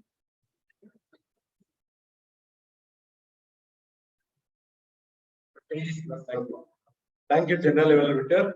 There was a grammatical mistake. Now I am a research scholar, but still, I can be a bouncer for street game anytime. Thank you, G. So today I'm going to evaluate Toastmaster Arunmoli's speech. First, I will tell what I like the most from the speech, and then my suggestion. I put it in the acronym ABCD. So A stands for the authority. What you had the authority of the audience. In the stage, you hold the stage, and you had the authority, power, everything. And that's the first point I like the most. And second is the body. You started a body of the speech. You started your experience of with the mentor from the training journey, and then you slowly moved into your club and two things you shared: how a mentor should be and how a mentee should be. Mentor, don't underrate your mentees, and mentees do mistakes, learn from mistakes, and then experiential learning, and then fall in love with teaching and teacher, and finally concluded with beautiful message. So this is the body which I like in your speech. And C is the curiosity. You didn't open with your mentor's name in the beginning, and I thought I noted it as a point. She didn't mention the name, and I was waiting. Will she mention who is that? Who is that? And at the end of that thing, you said it's Toastmaster Sridhar Ranganath. It was great. And D is the delivery part. The way you deliver your speech, you had beautiful enthusiasm. Each and every word that you spoke, I can feel as we can feel as the audience your true intent in what you're communicating, and that's really motivating and great, which I observed. Now, after thinking a lot, what I can give as a suggestion, I just have two minor points. So first is the opening and the conclusion. Opening, I felt maybe after telling the train journey, first you had met your mentor, then you may wish the audience and then open the speech and then move into the part. That part transitioning could have been done better. And while concluding the speech, I felt we could have summarized the speech. The main 3 points that you shared, it would have been useful for the audience to recollect what you said. And the second point is, since many of them here are new members or guests, maybe there are chances they may not know about DTM Sridhar Ranganathan sir. Even though many CTM and Toastmasters is a legend, just for the purpose of guests, you could have had some 2 lines about your mentor. And apart from that, I'm sure every one of us loved your felt in love with your speech. And just to summarize, you had an authority, you had a good body of the speech, and you had a curiosity, and you had a great delivery. Only the opening and summarizing part and telling about more about your mentor would have been great. Looking forward for your future features in CTM. Always welcome. Thank you. Thank you, Toastmaster Sarath, for the wonderful evaluation. And now I would like to welcome Toastmaster Rekha to evaluate Toastmaster Geeta's speech. She is a trainer by passion and a passionate Toastmaster, currently serving as the Assistant Area Director of Area C1. The stage is yours. Thank you very much. So many things I'm listening from a third person. Oh, am I this? So it's nice to hear about me from other person. My time starts now. To evaluate Geeta's speech, first let me say what I love the most. She actually educated us to say what are the different stages of the emotional intelligence and how from one stage to the other you evolve or you move and how it is helpful. So that I loved. It was very informational. And the other one, I loved few usage of words where there was good usage of words. I noted few spit out emotions, emotionally mature person. So I was actually reflecting on myself. Am I an emotionally mature person? So those terms or words which was used was very good. And you use the stage. I was just thinking like standing in front of the camera and standing in a stage, how much difference it makes in using the stage, and we are more confident looking at people and sharing our thought process or speech. These things I love the most. What could have done better in the speech? Before I say that, I would like to reiterate the project objective. The purpose of this objective is to cultivate an understanding of how your emotions impact your relationships. It is also designed to help you identify how others' emotions impact your emotional state. Though you have shared the different stages of emotions, I found like, am I able to connect this project objective? Were you able to share how others, your emotions, how did it impact the people around you? How the emotions of the people around you did impact you? How did you overcome that? Or how did you mature to move from one stage to the other stage? I found that is missing, which is not meeting the project objective. And other things like at the end of the speech, you said you observed 21 days of your emotions, and then you narrated an incident to your conversation with a friend and how you were not aware of it or how you did not accept it. If the same stages or these emotions you would have narrated from the start till the end, from your experience or the people around you, those experience, I would have bought this as an audience. For me, it was more theoretical to help me understand what are the different stages of emotional intelligence rather than what's in it for me. Okay, I understand these are the stages, how I can become a more mature person, and becoming a more emotionally mature person, how it is going to help me or the people around me. How am I going to maintain this relationship? I would have loved to hear all these things. So bringing a little bit of clarity in your speech and message in your speech, and as just to bring in a tie-in with Neena ma'am's educational speech, again, what the audience knows and what's in it for me. What message am I passing on to the audience? That would made the speech a holistic speech, rather than giving a more into the different stages of emotions. To conclude, it was a learning for me to understand the different stages of emotions, but did I buy it? Like how can I become a mature person emotionally, and how it is going to help me and the people around me is what is this. So with this, I hand over the. Thank you, Toastmaster Rekha, for the wonderful evaluation, and hope you are all got the ballot sheets. So you can vote among the best speakers, evaluator, tag player, role player, and TD speaker. Yeah. Once the timer reads its timing objectives, then I will explain all voting ballots. Okay. I would like to welcome Toastmaster Karthik, Toastmaster Karthik to present his timer report.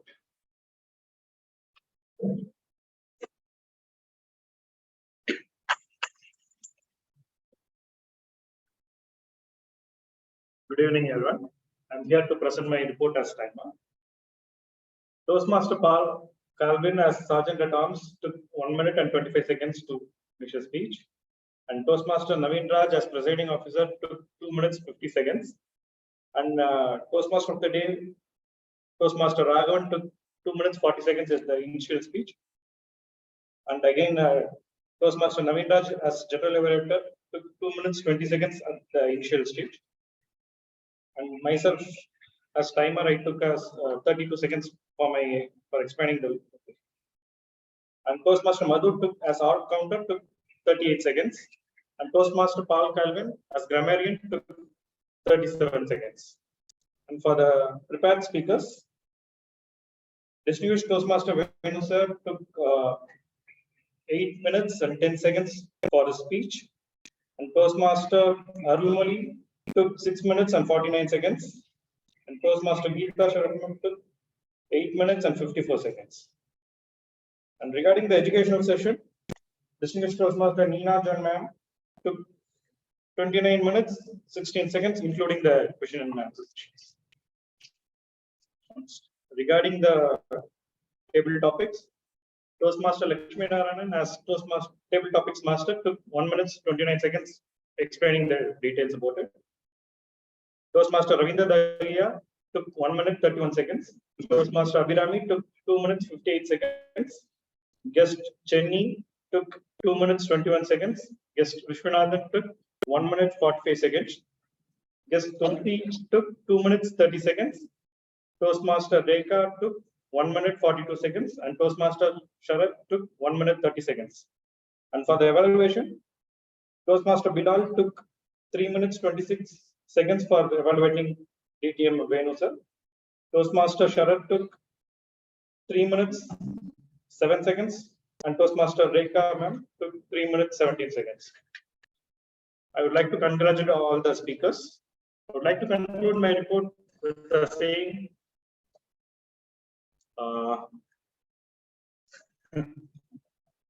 so our control is in the moment. So let's be aware and to take care of it, take control of our being presence. Thank you. Thank you, Toastmaster Karthik. I would like to welcome Toastmaster Madhu to present our counter report.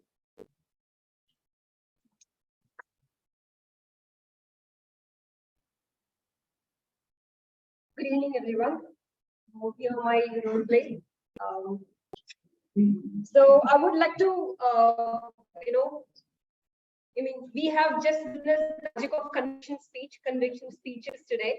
I was just waiting while the speakers started speaking, prepared speakers. I was just waiting for my role to get played throughout the speeches. But everyone just gave me a jaw-dropping moment after each and every speeches. So usually when I was started understanding about the public speaking, everyone says that speech should have the conviction. I've just saw that momentarily experience, and I'm really thankful for the speakers today to give us a great experience. So that was the prepared speakers, and going back to the table topic session, it was like I was seeing the mirror of myself with each and every one who took like all the speeches just like that. And I really appreciate the new guests. Many of the guests have took the chances to speak. So I'll go one by one. So So I'll go with the TG master, Mr. Lakshmi Narayanan. He used so twice and R once. And next goes with the Abhirami, TD speaker. So it was like she was so cautious and so conscious that she should not use any of the filler words and any of the interjections throughout her speech. And she was cleverly managed at the end of the moment. She she should not use that word, but she used that word to, fill that pause moment. So that was a wonderful Abhirami.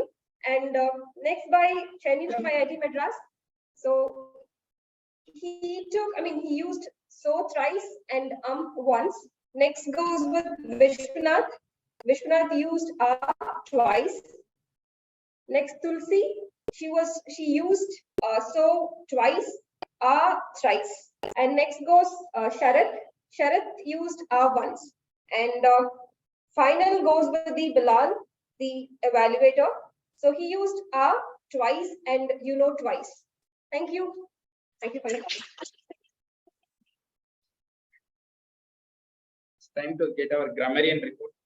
I would like to welcome Toastmaster Paul Kelvin to present his grammarian report. Hi everyone. I noticed few good usage of words and phrases among the speakers. I like to state the words and the phrases that I noted down.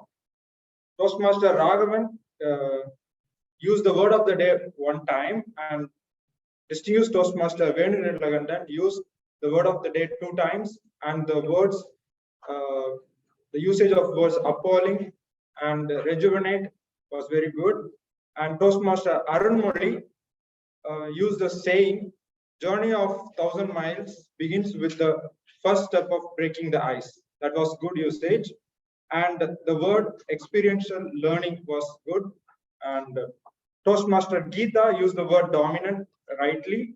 And the saying she used was, "Who you are is what you are when nobody is watching you." That was the right usage and very good. And distinguished Toastmaster Neena Jan, the way she used the words passion and compassion together was very good. And the word fancier accent, the word holistic, those are very good usage of words.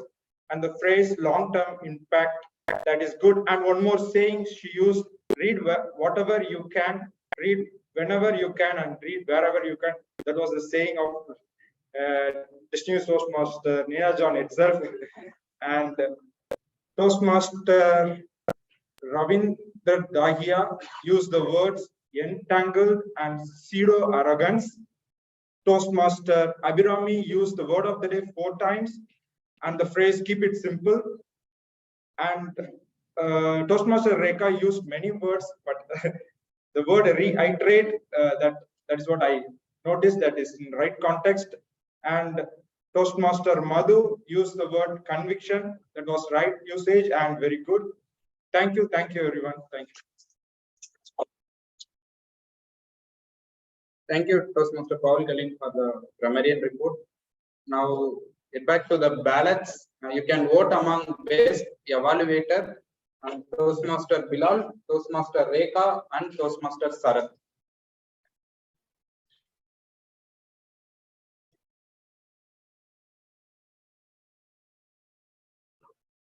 And for the tag team who presented their report just now. So timer, Toastmaster Karthik Krishna, accounter, Toastmaster Madhu, grammarian, Toastmaster Paul Kelvin.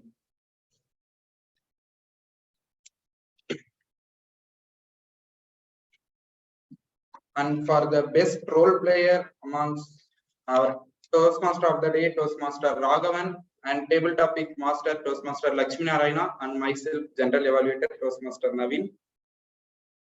And the table topic speakers, qualified table topic speakers are Toastmaster Ravinder Dahiya, guest Chennai, guest Viswanathan, guest Tulasi, Toastmaster Rekha, and Toastmaster Sarath.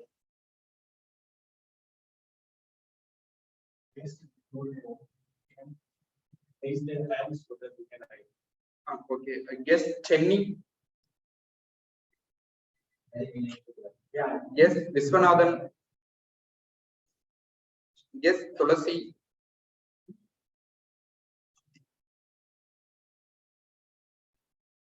I request Sergeant Adams to collect the ballot.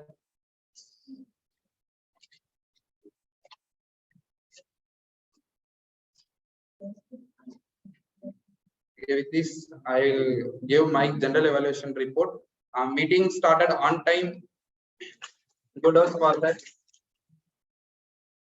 And the transition between each speech and each role players was very smooth. And kudos to the Toastmaster of the day and tabletop master. And the guests welcomed in very well manner. And the Sergeant Adams make them to feel comfortable inside the room.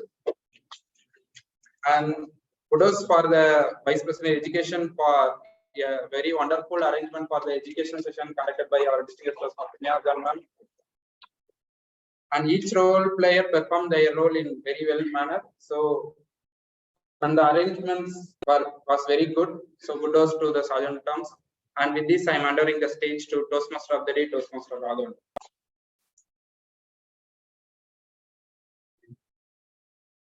At the end of the day, all we take home is a lesson. Today's theme was about the battle that happened centuries ago. But what are we taking back home today?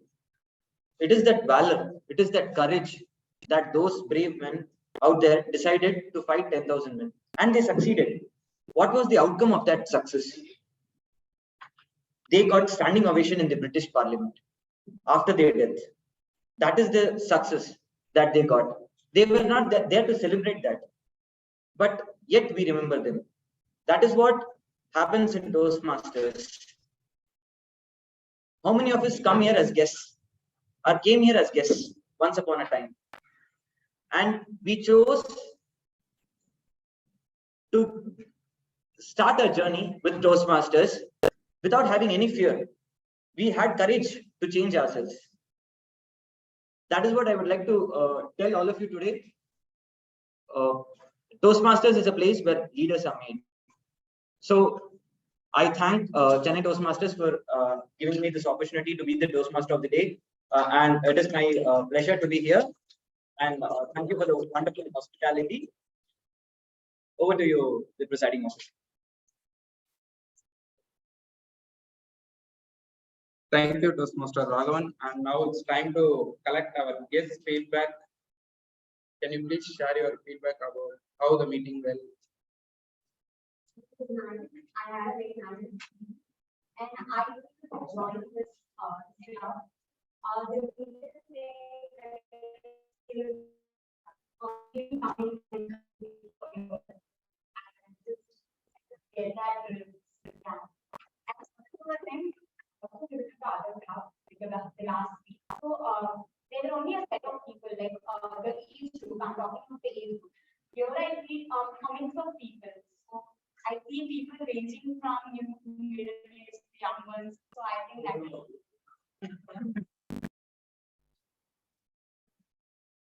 I felt that nice. It's welcome. It's very much welcome, and there's a chance to learn.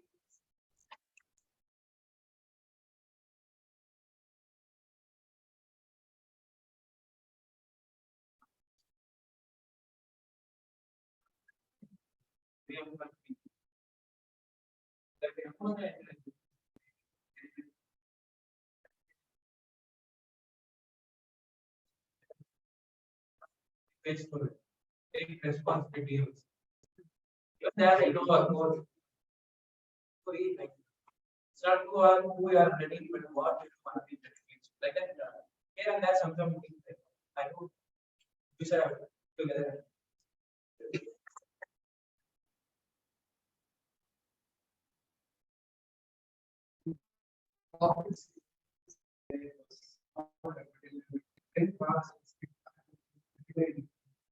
Like very topics, right? Right from the topics, because delivered very nice, and people also came from great backgrounds like CA student, Mohammed Sardan, research scholar, fitness coach, came from and back.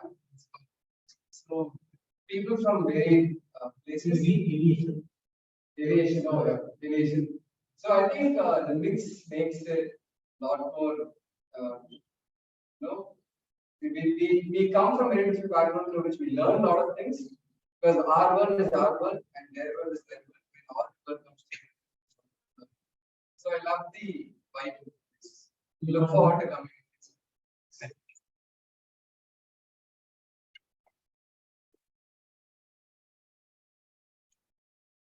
Can you please share your, how do you feel about this 2 hours meeting?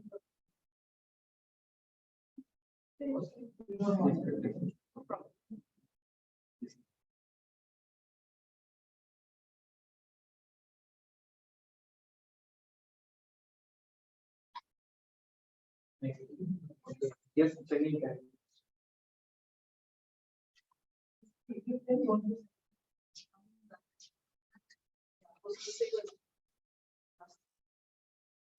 Compared to the first time I visited, and then enough time, seen a lot less people. You know, who are the whole people? I mean, not old age, but like, you know, whole time. Just senior Toastmasters, I'm seeing a lot of people there, which is a little bit kind of sad, but it's also kind of refreshing. And as for the meeting itself, it went really fluid. It's good to be.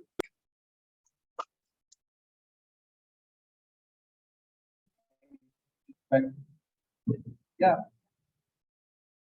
Thank you for having me today, because I come from Chennai Wordsmith Toastmasters Club. So this is actually not my club. Thank you for having my seat in this club. I had a very wonderful audience. Everyone is good to me. The best part is none of them structured my speech also in that way. And it was wonderful having Nama's section on how to start your speeches. And as mentioning, those was wonderfully giving us case study examples and another point, but in a very speech way. And one more thing that I like is the teaching master has a array of topics, and he introduced one by one. It's like giving candy to the a crying child, one at a time. He doesn't let everything out. So that was very nice. Thank you so much. It was wonderful. Basically, I also come from a community club, so I've seen a different age group, people of different age groups. It's been like 1 year that I've been a Toastmaster, 1.5 years now, and for the past 3-4 months, I did not go for any Toastmaster meeting because I was more focused on my exams. So coming out and having seen such a wonderful August gathering, it is like really wonderful to be here. And I've heard about Chennai Toastmasters Club a lot, and experiencing that in real is something really to be taking back today. And I'd like to implement few of the things that I learned here at our home club. Thank you.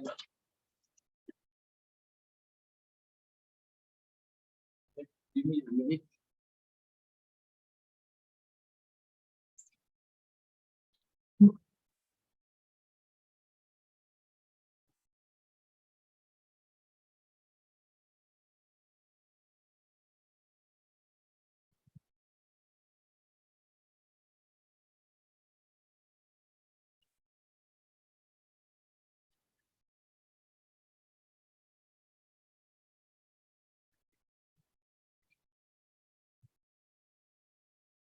Before going to the result, we need to congratulate the tag team because 3 of them are doing their role first time.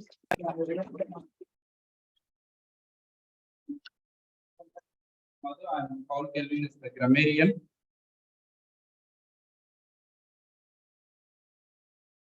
And a small notice for Toastmasters of Chennai Toastmasters Club. We are going to conduct our business meeting on next week. So our secretary will release the notice for business meeting shortly. So expecting the presence of you and need your guidance throughout the business.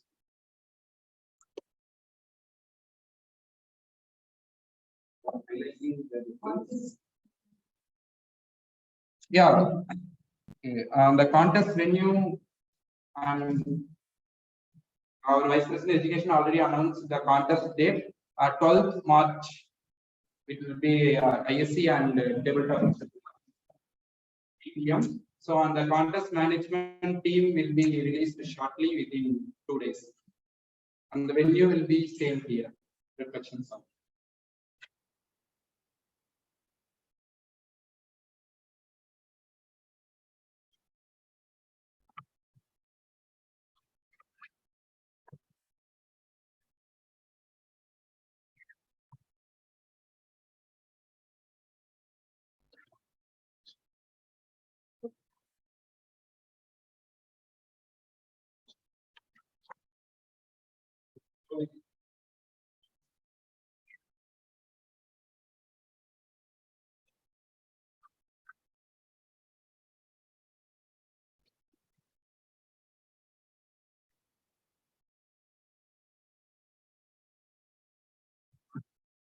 Best evaluator goes to Toastmasters Summit.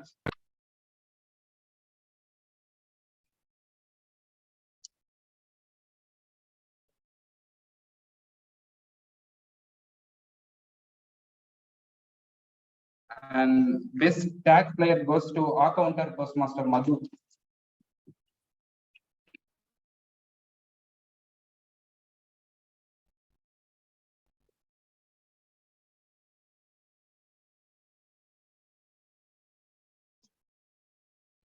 And best role player goes to Toastmaster of the Day, Toastmaster Raghavan.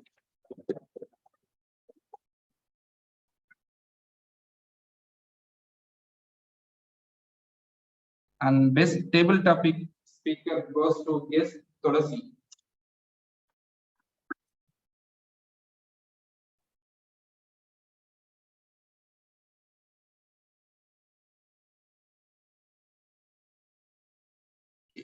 We officially came to the end of the meeting. So I will adjourn the meeting 8:67 of Chennai Toastmasters Club, and we will meet soon in the same hall on the next week, Sunday 4 to 6 p.m. And for benefit of the guests, you can contact me or Toastmaster Lakshmi Narayana for more about the Toastmasters journey and joining process. We will be there. Yeah, let us have a group photo here, and we will join.